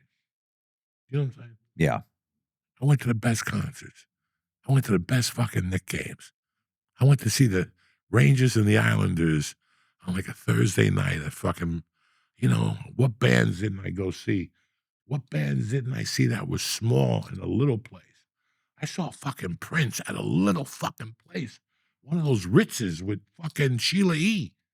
for $20. That'll never happen again. Like shit like that. So in my world, like, what used to I have in the city? I went over there last summer, this summer, I went over there and got a hotel room with my wife, mid-Manhattan, and it was great. I liked the park, but that's not the city I remember. I like it, but it's fucking quiet. It's quiet, guys. It's fucking quiet on a Friday night. Unless you go to the Village or, you know, by the comedy clubs or something like that. But Yeah, as you get older, you outgrow it, too. you outgrow it after. What am I going to do over there? Go to a club at 62 and make believe I'm cool? You know, I'm over here with Lee at VIP. I'm always at the VIP. You know where I went this summer? I've never been a big concert guy, but I went to see a concert at Jones Beach on Long Island. That shit was cool. Tremendous. Like, right on the beach. Oh, yeah, it's a good And they had spot. like comfortable chairs. It was a great experience. Who'd you With the see? rains, it floods. Goo Goo Dolls. Yeah. That was her thing. But I don't know anything about the band, but the place, it was like literally right on the ocean. It was cool as fuck. Yeah. I know you don't like Goo. I don't like him either. But No, it's fine. Lee, sometimes don't talk about those things. You know what I'm saying? Listen, you went to go see Billie Eilish. Don't talk about those things. I didn't go see Billie Eilish. Yes, you did. How? When? Sometime in LA, you didn't go? No. Why would I go to fucking... This is what I'm saying. Retard. No, if your daughter wants to go see a Billie Eilish or a Taylor Swift, as a dad, you take them. But Right. to go to Google Dolls without any kids involved, I'm just saying. They're it's like 80 years old. They're your guys' age. Have I to don't know. sit there and hold her and make believe like you're that fucking couple from that got busted. You know what I'm saying? That was us, yeah. But it was cool. I've never done anything like New that. York has a ton of cool things. I'm not saying that. But I'm saying that for my demographic and for what I'm into right now, there's no use for it anymore. I like that it's there. You love that it's there. It's right fucking there. It's right there. If I want to get to it, there's 1,000 ways to get into the city. Helicopter, jet, fucking, I can even find 2 Japs that'll take you over there with those rickshaws. You know what I'm saying? In the fucking high handicap lane. This is New York City, dog. They'll get you in there. You've been obsessed with rickshaws for the entire. You have to get a rickshaw this year. I got to get a driver, and that's rough right now because people got sensitive feet. You can't just do a rickshaw with sneakers on. Why? Because that's not tradition. People want to see you run on Route 3 with fucking outrun that fucking right off that ramp. That little Japanese guy with a bowl of rice, me whipping him. Go, Chino. Holy shit. Anyway, thanks for fucking making this. Now this podcast definitely going to be 25 and over. What did I say? I said I went to Jones Beach to see a concert. You're the one talking about Japanese guys with no shoes for no reason. I went to Jones Beach to see, Maybe you a get the fucking Google break. Dolls to play your wedding. I would try to. They're fucking they're expensive. What is the You know? song you're playing at the wedding? Yeah, but come on. Yeah, what's its name? What's Is that the their at the song? wedding? Come on. I don't know shit Yes, about you Google do. Dolls. Come on. Cough it up. I have no idea what They fucking just- song we're listen. playing. What's I know going this, they just put a gun to your head. All right, this is the song we're listening to. Some fucking people gonna come on. Oh yeah, we're having an Indian band. What's the wedding you? song going to be? Your wedding song? I have no idea. Come on, you know. I don't. So you don't have any say in Come on, it. go then. for Stranglehold. I don't give a shit about music. Go for Stranglehold. Stranglehold? I Yeah, don't by think that's Ted Nugent. that doesn't seem like a She'll wedding Don't song. worry about it. Just fucking argue it from the Yeah. gate. I'm not getting married unless Ted shows up. You know what I'm saying? I think the Indians will love Ted Nugent. I think the Indians and the Jews would love a Ted Nugent. Lee, the more Indians you say, the less chances I'm going to show up, okay? Oh, And somebody better have a picket store out of all these Indians, something. Because I'm going to they're hit the fun. number that night. You know what I'm saying? I'm going to hit 604. I'm putting You you. better let those Indians know. Dude, we're not even having. We're not having assigned seats except for you. I'm putting you in the middle of all the Indian No, side. you're not. Because right there is why I disappear. I'm going to take like a hat. Just so you know, I'm like Hannibal Lecter that night. I'm just going to leave a little hat, maybe even spark a joint and leave it there, half burnt. So you see the smoking. Like, what happened to him? Smoke. Jesus. We're having almost no dancing at the wedding. They're going to lift us up in the chairs for the Jews, have like one dance, and that's it. That's it's gonna not be happeling. What do you mean? What's not? You have to Listen, lift me that's up. not happening. You have to lift me up. It's you. Listen, that's not happening. I got a bad back. You know what I'm saying? My Look tail what is happened when he dead. did the squats the other day. Yeah, I don't need Yeah. that in my life. Fucking hysterical. We Jimmy, have what's to do wrong the with chair. him? What's wrong with these fucking people? I I need this. You got to in my do a life. chair. I You know. have to. That's the only reason I'm getting married. The That chair is Nagila bad. Hava. That chair is breaking, dog. Oh breaking. yeah, We're getting a breaking it on reinforced purpose. chair. And I'm in on the break. I'm suing too. I'm suing. They're going to be lawyers, Indians. Everybody's there. Everybody's Oh, going to yeah. be there. Dog, if you get hurt that wedding, that's going to be tremendous. They got lawyers and half those fucking Indians are doctors. Going to be great. Rubbing your feet and shit. And pharmacists. huh? and pharmacists. Yeah, a lot of I got you pharmacists. covered from A to Z. All right. One of them better been some Vicodins. You going to break the glass too? Step in the glass and break Fuck it? yeah, I'm gonna slip on it. Mazel but yeah. tov. Oh, fucking we are. Yeah. We're suing. We're doing everything. We're doing everything. Holy shit, dude. Are you I'm going to get sweating. high before your wedding? You're going to take. I do an know he's edible? gonna try to get me to get high. Who? What I do said, you is do? he going to be high You. during his wedding or before? Doing the vows and stuff. Look You at got to take one during the Look day. at him. If he gets married, he'll get a beating. He'll get beat up at the wedding. We'll get thrown out. Well, who did this to No you? one beat me up.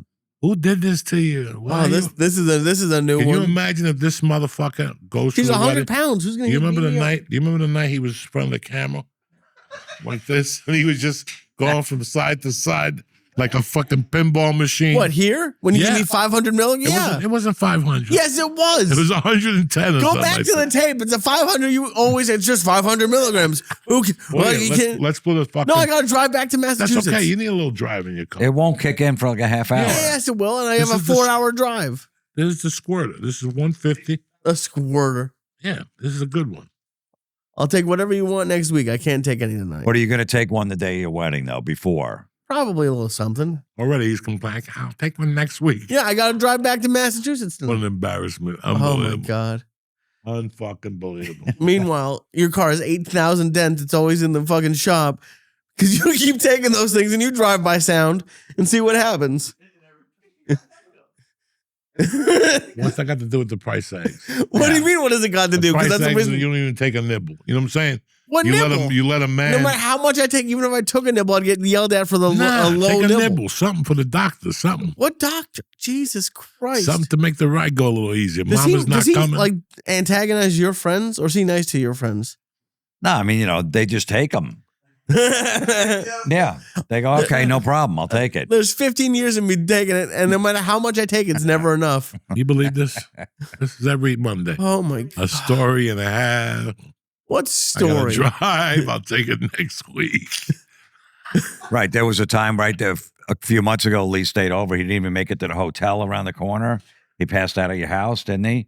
You gave him something. Oh yeah. He didn't even make it to the hotel, the Hampton Inn. Oh, that's all the time. Yeah. No, that was one time. I forgot about that. Yeah. That was funny. I came over and I think it was like during like the time when I was like on the deep in the diet, had nothing. You gave me edibles and mushrooms. I had a hotel room and didn't make it to the hotel. I didn't even, I And then walked one in. night he walked in so high with a piece of pizza. Oh yeah. There's a Chinese woman working behind the hotel. She hated desk. me the whole And time. Lee walked past her and then walked back and he opened up the pizza and he's like, "You want a piece?" And she's like, "Are you fucking crazy?" He told me the next morning, "No wonder they hate you over there." Oh, they hated me.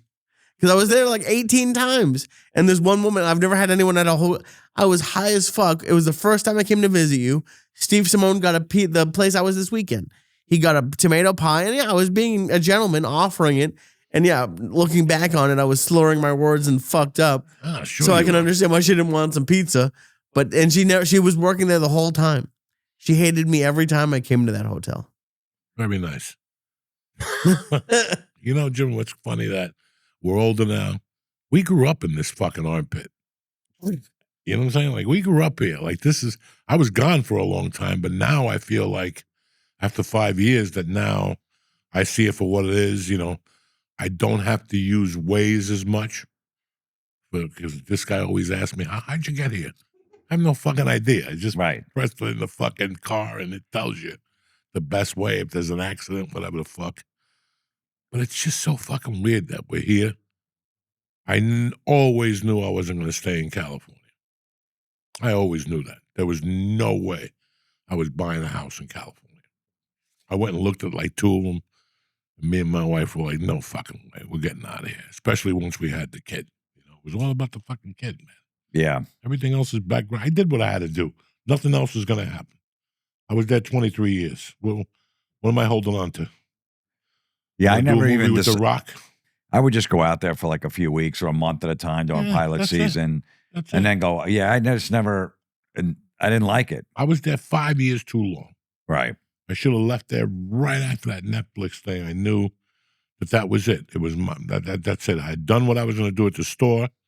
I was having the best sets in the world. I'm happy I stayed to the pandemic, but I'm just happy you said, yeah, I'll get you a realtor. And the rest was fucking history, dog. No games, no fucking nothing. We just Nothing. went to work.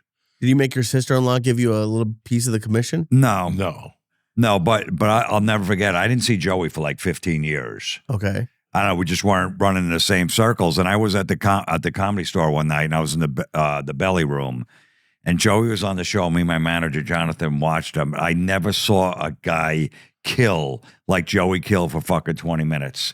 It was just went up there like a fucking You maniac. act at that comedy show. It was I never seen You anything acted. like it. And you would be pooped after those 20 minutes. Right. You get off stage and go, what the fuck was that? I felt like a kicking dummy.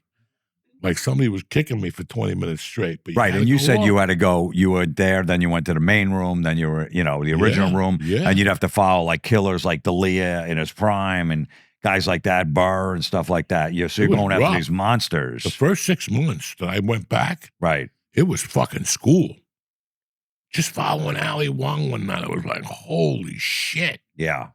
I went up there with Ricky Dicky jokes after Ali Wong. You're not going to do too good, It was an education. It really was the best education I ever gotten.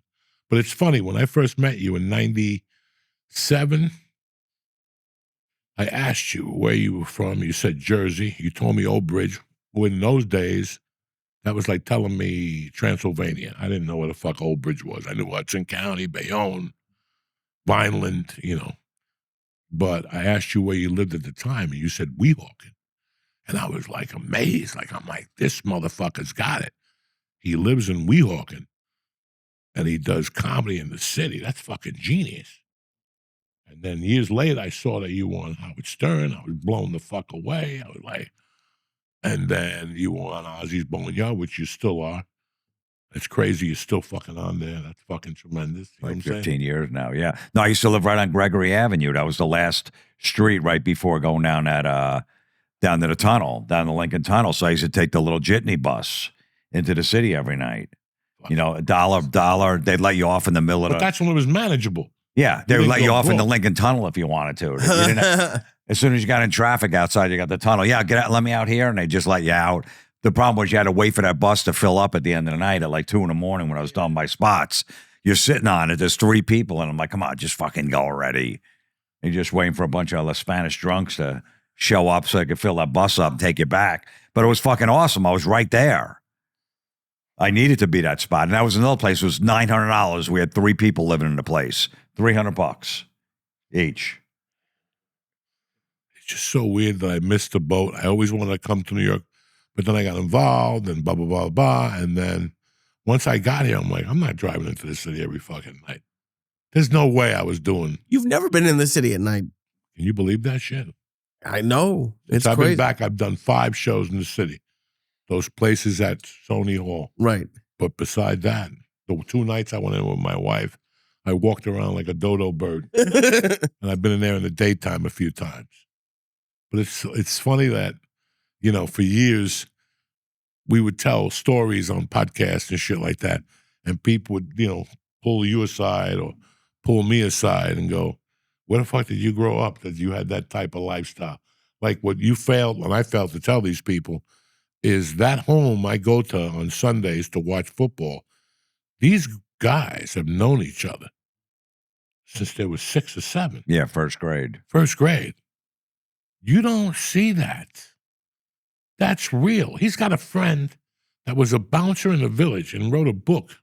The guy's one of these guys that's a tough guy, but I could tell he's kind of smart, and he's got a good heart for you. And this is one of those guys that if you get into a beef, he'll die for you.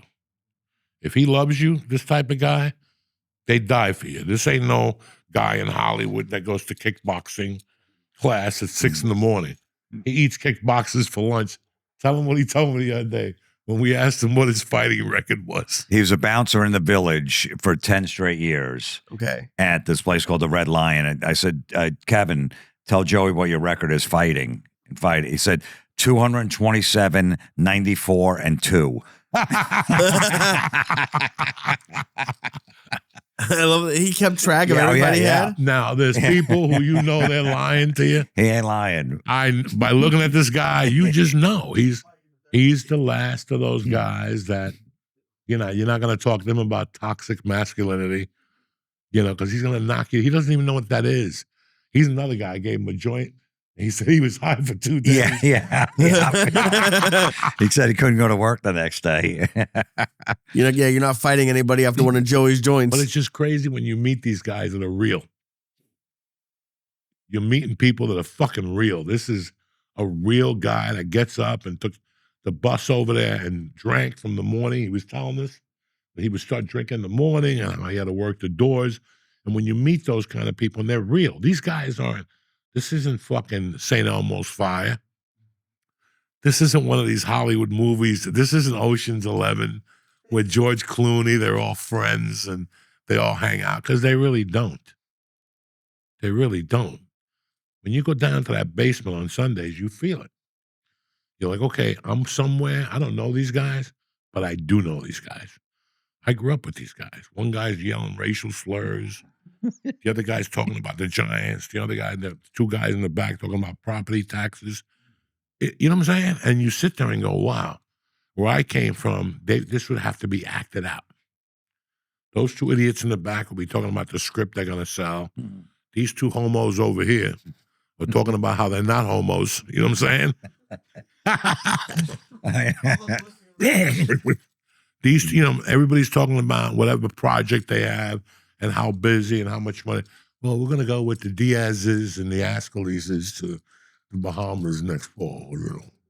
My uncle knows the captain of the fleet. Who gives a fuck? Like, would this ever happen in LA? You'd be at a football party with all those people in the business, and the female sideline reporter comes on the screen, and you just 9 guys. Would you? I fucking come in the face. Yeah. Is she an Arab? Oh, look at her. Look at the pussy. And I let her shit on me first, and then I would eat the shit before I'd make out with her. Would that happen at any point? No. And when listen, I'm gonna tell you who I felt like, because I want you to think about this scene. There's a scene in Goodfellas where it's notorious. He shoots Spider. But think about what happens when he shoots Spider. The guy that gets frozen at the end of the locker, remember they show him is a good guy. I knew that guy towards the end of LA. He died of cancer, God rest his soul. And his brother is this, look at poor Lee. Anyway, listen to me, Lee. I knew that guy. He died of cancer, God rest his soul. But yeah, but what was I getting at? I forgot. The edibles are kicking in. We were just talking about, talking about those kind of guys. Female sideline reporters, those kind of guys. And you're saying you knew that guy. He reminds you of... Oh, okay. when the first minute I was there, and they all yelled and said all this shit, like I was in culture shock. First of all, it was the middle of COVID. They had all the windows closed. And these motherfuckers are yelling. I'm like, I'm going to die tomorrow. Okay? I would count how many people were in there. Yeah. 12 people. Oh, this ain't going to be good tomorrow. I'm going to test positive. And then they yelled and all this shit. And I thought after they killed Spider, they go, take him to the fucking doctor. And the guy they hang goes, yeah, it's a fucking good party. I'm having a good time. And they all, like, it was a good time. Somebody got shot. Now it's a party. Now I know where I stand. Now I know, you know what I'm saying? Like, now I know my boundaries. That first time I heard that after leaving LA, that's what it felt like. I was like, oh shit, I'm with the right people. I'm in good hands. There's beers, there's everything. Booze, fucking every type of soda. Jimmy provide. It's a fucking family thing. He's got 3 other brothers, and sometimes the sisters show up. Food from everywhere. Every week there's something there. And where the fuck is that going to happen? Unless in LA, if somebody's got a script and they're casting it, then we'd all be there. Let's go see Jimmy. Jimmy, who did decide on by halftime? He's there. Somebody's all work. Dog. Oh, shit. I'll tell you what. I went to one Super Bowl party in LA. I can't say his name. He was at this party. And guess what he did, Jimmy? In fact, let's take a dollar bill. See who could guess what this motherfucker did at a Super Bowl party in Hollywood. They invited me out of the Comedy Store. Right. The guy is from Jersey. He lives in Jersey today.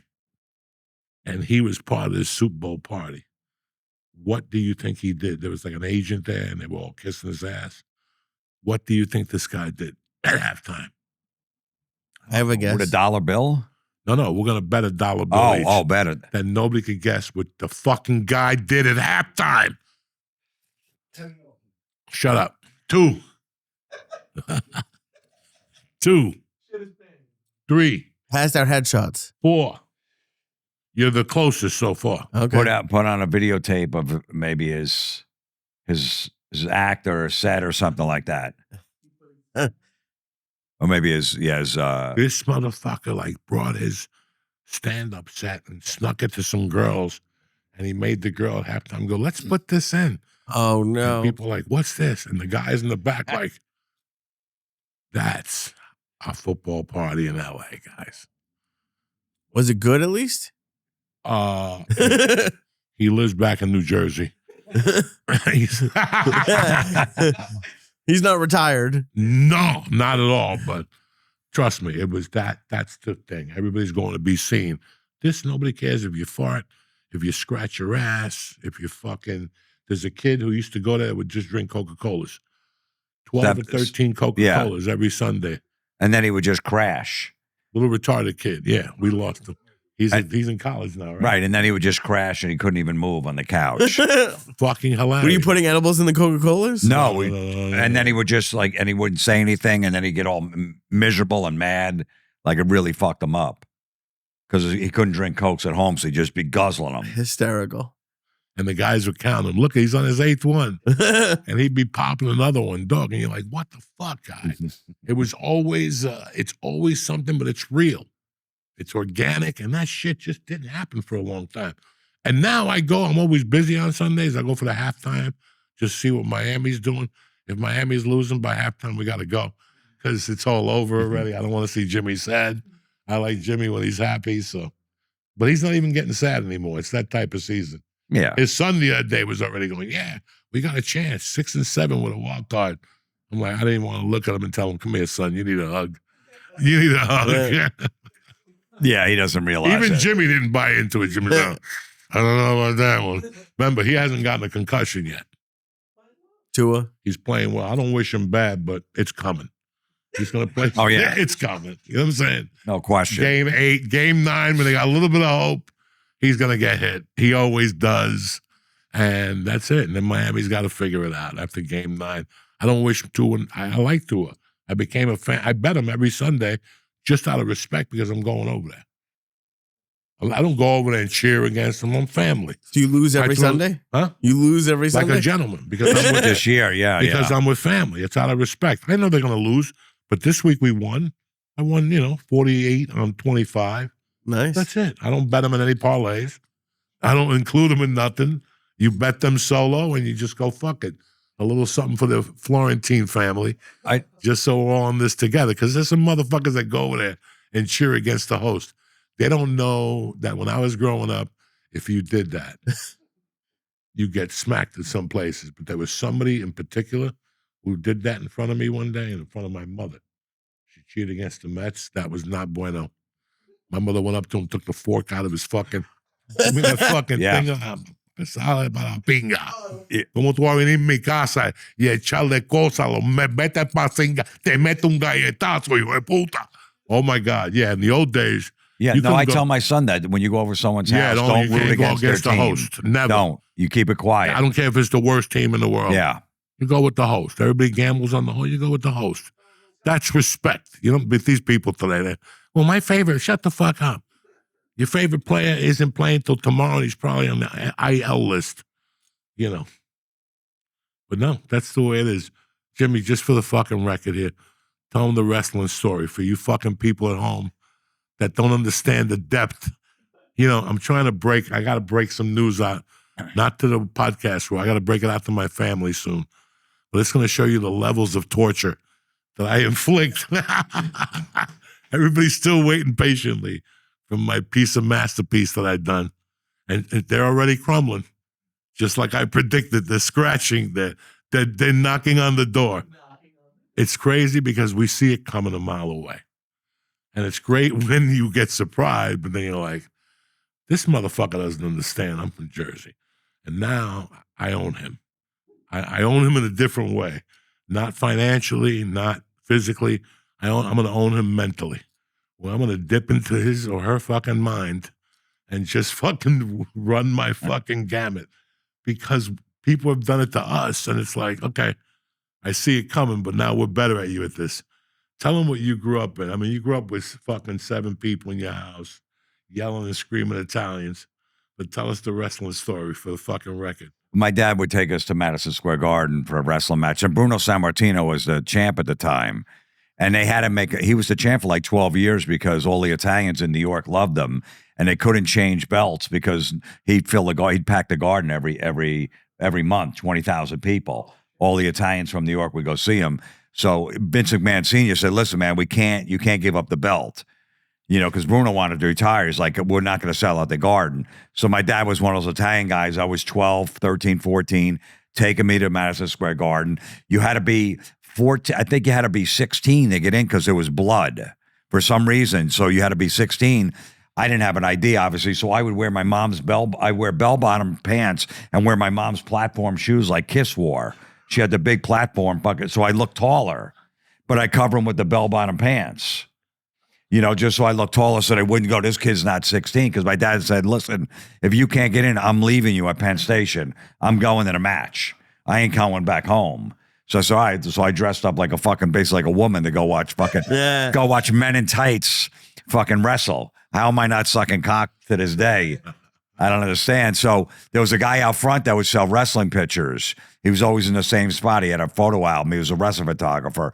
So we'd always go to him. I said, I'd save up like $10. He'd sell them for like $1 a piece.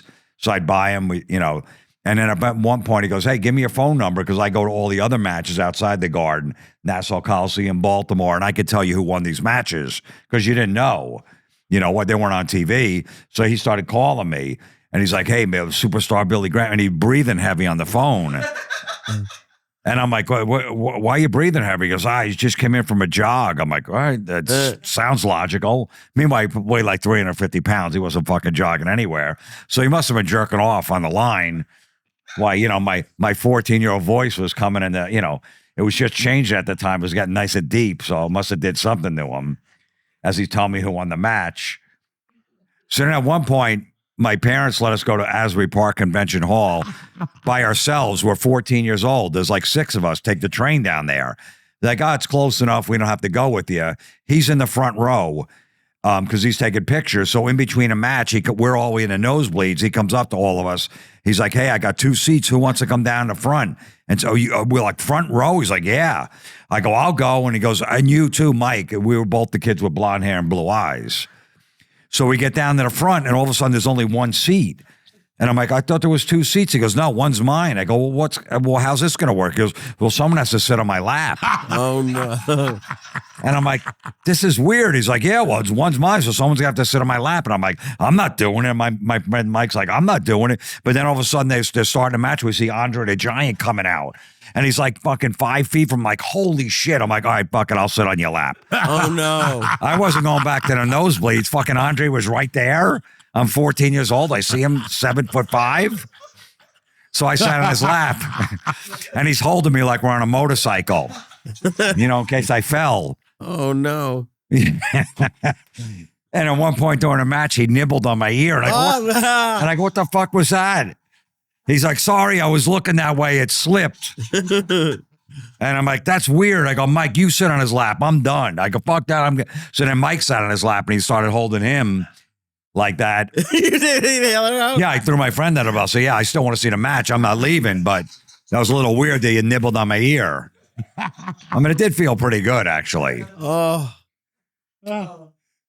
So then at some point, cut to a few months later, my parents let him stay over a house on the weekend because he knew all the kids in the neighborhood because we'd all go to matches. My dad would take everybody. So he knew like 6 of us. And my parents thought it was weird, like a 39-year-old guy. Why would he want to hang out with 14-year-olds? Like, all right, well, whatever. I met him. It seems like it's okay. So he comes in from the bus from New York City, lived in New York City, Friday night, comes in late. And he goes, hey, can I wake up Jim? He's sleeping in our guest room. My parents like, no, he's sleeping. He goes, okay. I wake up in the morning, and he's got his hand down my pants, my underwear. I mean, my pajamas. I had little PJs, and I had a little hole in the front. He had his thumb through it. I'm like, what the? And I go, what are you doing? He goes, I'm showing you a magic trick. I'm like, a magic trick? He's like, yeah, no, let me keep it in there. It's a magic trip. I'm like, this is fucking bullshit. I go, I'm going to go tell my older brothers because they were on to him. They thought he was weird anyway. And he blocked the door. And he's like, listen, I got my photo album here. It's 30 pictures, whatever ones you want if you don't say a word. I go, 30?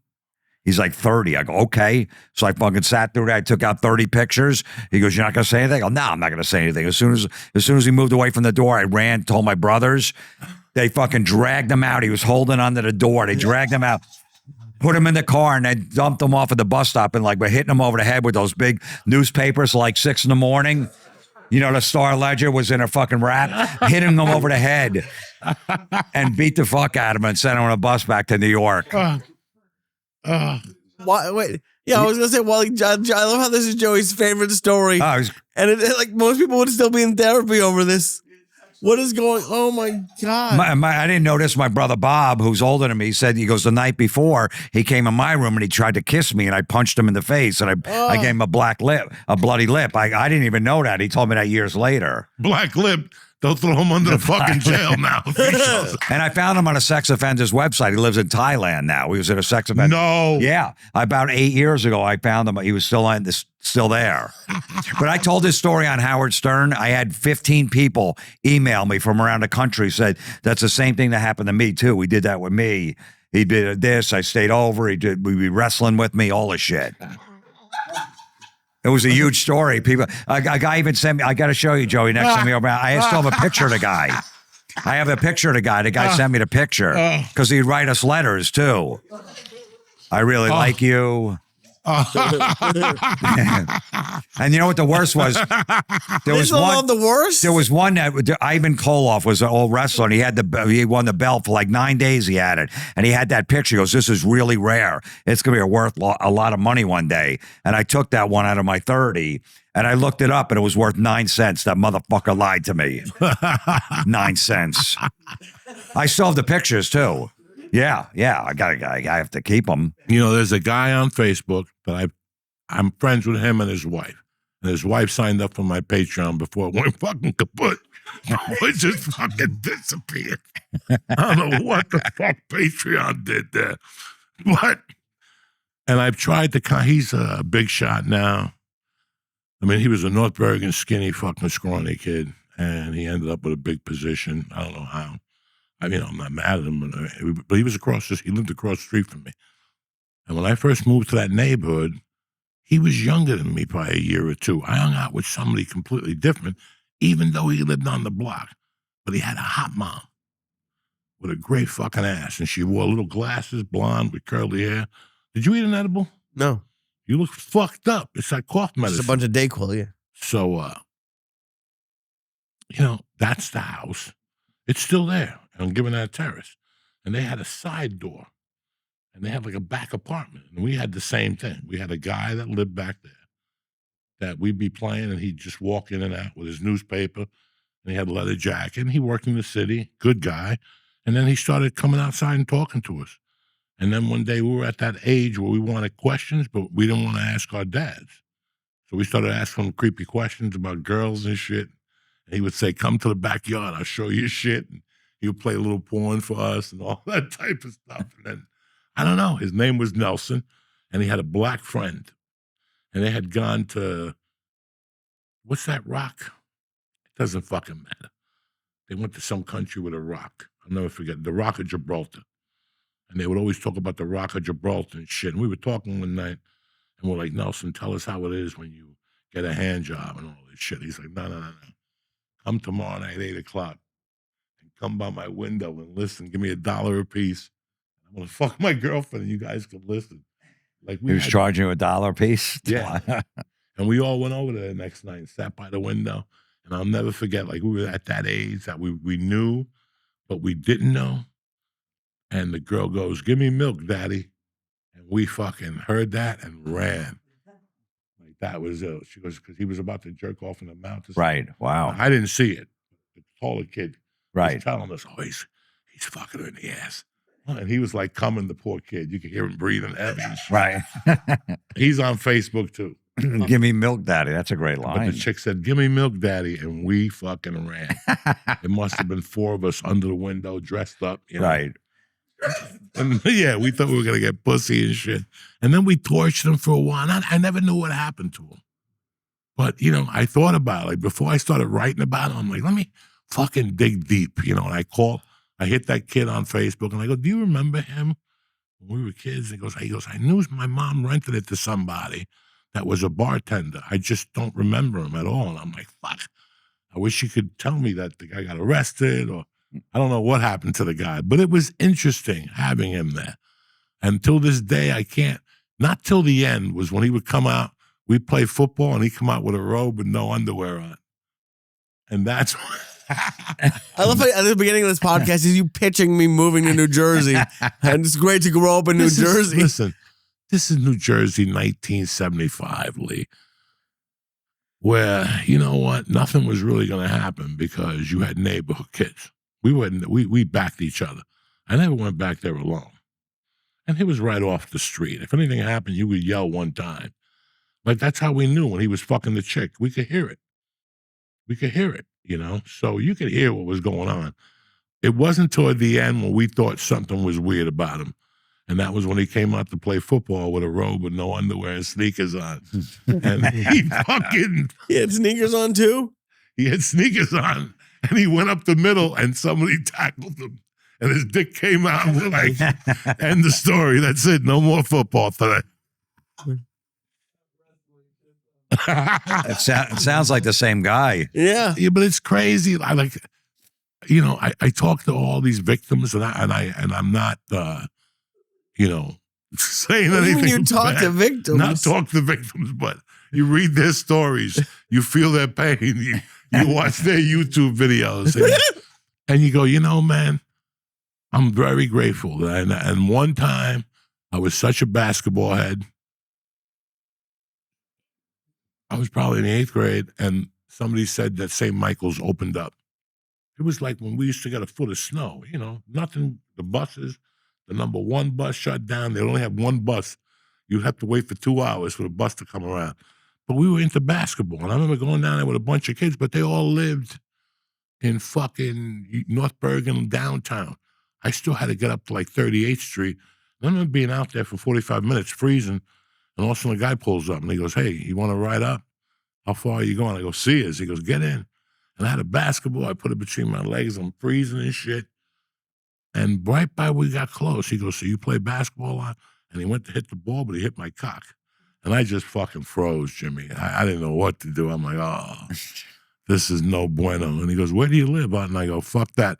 And there was a God because the door just opened. And I still remember just running out, hitting Sears, and then running in front of him and going into Schützen Park. And in those days, I knew Schützen Park in and out. I was up there all the time getting chased by the butcher. The guy who cut meat and cooked, we didn't want us in the back. So I knew all the nooks and crannies. And I still remember him pulling in and going, hey, where you going? And I fucking just darted, you know. I didn't call the cops. I just went home. I didn't tell nobody. He didn't do nothing wrong. Right. No fun, no fight. He went for the cock of death. He tried. I ain't mad at him for that. Look at the shape of Leo. Fucked up episode. What do you mean? He didn't do nothing. He grabbed your dick. Yeah, well, you know, those sort of times. Listen, Lee, I was Parents didn't think like the priests were doing anything with the kids. They go camping with them for the Right, weekend, but at least a priest and that was is normal. A man of God in theory. Yeah, but that's why. There's But they didn't think professional other people. wrestling photographer and a fucking. And I thought about it. I never forget going home and going, should I say something? In those days, if I said something, that would make my mom put more security on me. And that's the last thing I did in the 8th grade. I had finally earned that freedom from her that I was allowed to go play basketball and go to movies with girls and little fucking stupidity. If I would have told her that, then she would have put the fucking grips on me. I want you at the bar all the time from now on. Fuck. That works against the fucking whatever. Right, and that's, I remember my older brother saying, hey, you better tell Dad what that guy did. I go, no, because he's going to make me give the pictures back. Yeah. Well, I fucking earned it. I worked hard for these fucking right. pictures. Fucking sat on the guy's lap. Did you know what? Did you ever finish that episode of that show with John Hamm? The show I told you about him burglarizing houses. No, I didn't see it. What is it again? I forgot. I haven't seen it yet. It's on Apple. I haven't seen it, but I know what it is. Oh, right. I don't have. You've got to watch episode 8 when it wraps up and he busted. What this beautiful woman says to him, and it opens up every man's eyes. Because I watched it 3 times already on what this woman said, that she got out of high school and she was the high school beauty queen, and then she went to college and she got out and she couldn't find a job, so she got a job in a restaurant. She was the hottest waitress, and then one day she started having an affair with the boss, and her life was different. Then one day the boss proposed to her, and she thought it was great because now she had financial security and she could do whatever the fuck she wanted. But now she became the manager at the restaurant. They bought another business. And she just goes on about her life. And she goes, meanwhile, he's doing this, and I have to live like this because it's protecting my children. So for years, I let this fucking slob climb on top of me every night and do whatever the fuck he wanted to because I did it for my children. It's I'm telling you, dog, it's Glenn Ross is a good monologue, but this chick does a monologue about life, and she just breaks it down what I did for my fucking kids. And how this series ends will blow all your fucking minds. By the way, the fucking mayor of Kingstown is back with the other chick, Tony Soprano's wife. She's running the prison now. Bam! It was tremendous last night. So if you don't know now, you fucking know, motherfuckers. What, Lee? What? I'm still getting over the wrestling fucking story. I know. You want to see the pictures next time we go to my house? Were they good pictures? Were they at least signed pictures? You're going to have to sit on my lap. See, Lee? He's been trying to get me to sit on people's laps for 15 years. Lee? There's action in the suburbs, dog. I like it. Doesn't sound good. It sounds like child abuse. Let me ask you this, Jimmy. You're always on Gutfeld, which is fucking tremendous. Yeah. I hear about it all the time. I watch it. I can't. I'm not political, so I can't. But you're always on Gutfeld, which is fucking great. You're still on the road and you're still doing your thing. I can't ask for more. Raising my kid, he's good. It's all good. We're not going to, right. We're not going to rehab. Not going to rehab, not catching any shit. I'm just doing my little gigs. Nobody invited us. Sell a few. Yeah, exactly. You were heartbroken. You didn't get the 1.8. I'm not in that chaos of that world. I don't want to be any part of it. And we live nice and simple. I already lived fucking that life. You lived it too. When I was on Stern back in the day, 20 million people listening. Your business is on the air every day. I dated a sidekick, so that was all going on. I don't like that shit, man. So I went through it. I already fucking went through all that chaos. You're done. I'm done. Now we're just waiting for fucking the Lord to take us when. Yeah, whatever. Yeah, just ride it out. 60. Dog, when you're 60, it's a different game. You have hope that you, I talked to my uncle the other day, finally, 85. He's still slinging dick. I hope. I knock on wood every day. He took care of himself at the end. He's living with cancer, too. He just goes to a vegan diet. He lived. No chemo, no nothing. Wow. Where's the next weekend you're working at? I'll be at the dojo, Morris Plains, December 26th. Oh, I can't go to Lee's wedding now. No, that's December 26th and 27th. He's getting married on the 27th. Both nights I'm there the 26th and 27th. All right, so you're out. You See, can't go. I would have went. You can't catch the Now I'm spectacle. definitely sending you an invite to get the present. Yeah, I know. You take Bitcoin? Of course I take Bitcoin. Lee, where you at this week? Play This week, Wednesday, I'm with you at the dojo. Friday. Thursday. It's Thursday now? Yeah. Okay. Thursday, I'm at the dojo. Friday, I'm at the comic strip for the comedy competition. Are you going to dress up? They're No. making you dress up like something? No. Dress And up like... Boca this weekend, too. Are you in Boca this weekend? Yeah, Friday, Saturday, Look at Halloween you. night, and Saturday. Oh, 11/1. shit. Fucking Boca-Town like a motherfucker. All New Yorkers down there. Love them. Yeah, no, that's a good little place. Yeah, yeah. Retired New Yorkers. Some ones that live there. Well, you motherfuckers know where I'll be. I'll be at the dojo with them Thursday night. Stress Factory's gone. November 8th. DC at the fucking MGM Grand Casino. I'm very excited. I'm going to be down there a few days, fucking sightseeing. See when one of the presidents got shot. Somebody got shot down there, didn't they? It don't matter. But I love you motherfuckers. I want to thank Jim Florentine for coming on. Lee Syatt, the Captain Kirk, the fucking Jewish Cato, the Flame of Life. December 27th wedding, you know what I'm saying? So hopefully you could all make Bitcoin. it. We'll leak the locations of the wedding so you could all show up and take pictures, and his Jesus wife would Christ. love to have you there. I love you guys. Have a great week. See you next week, cocksuckers. Stay black. What's happening, beautiful people? Uncle Joe here. The last place you want to find something scary is in the toilet. Keep everything tip-top in the bathroom with Bioma. Bioma's blend of prebiotics, probiotics, and postbiotics helps restore a healthy microbiome. You're going to want to give Bioma a try and get things sorted out down there. Listen, I pop 2 of those things. I'm tip-top Magoo. You understand me? Everything is rocking, smooth, smoke comes out. Forget about it. Stop waiting for your stomach to get better on its own. Get Bioma and get it together. It's not just about smooth, regular digestion. Your gut can mess with your hormone levels, energy, weight management, and even lifespan. Take 15% off your Bioma order to get started. Just click in the link in our show notes and press in code JOEY, Joey. Bioma will get you tip-top magoo in time for the holidays before you start stuffing your face. Balance yourself out and take care of yourself. You want to be healthy through the holidays. Trust me, you don't want to end up like Uncle Joey in the hospital for 5 days. So go to Bioma. Again, that's code JOEY for 15% off your order when you click in the link in our show notes. Happy Halloween.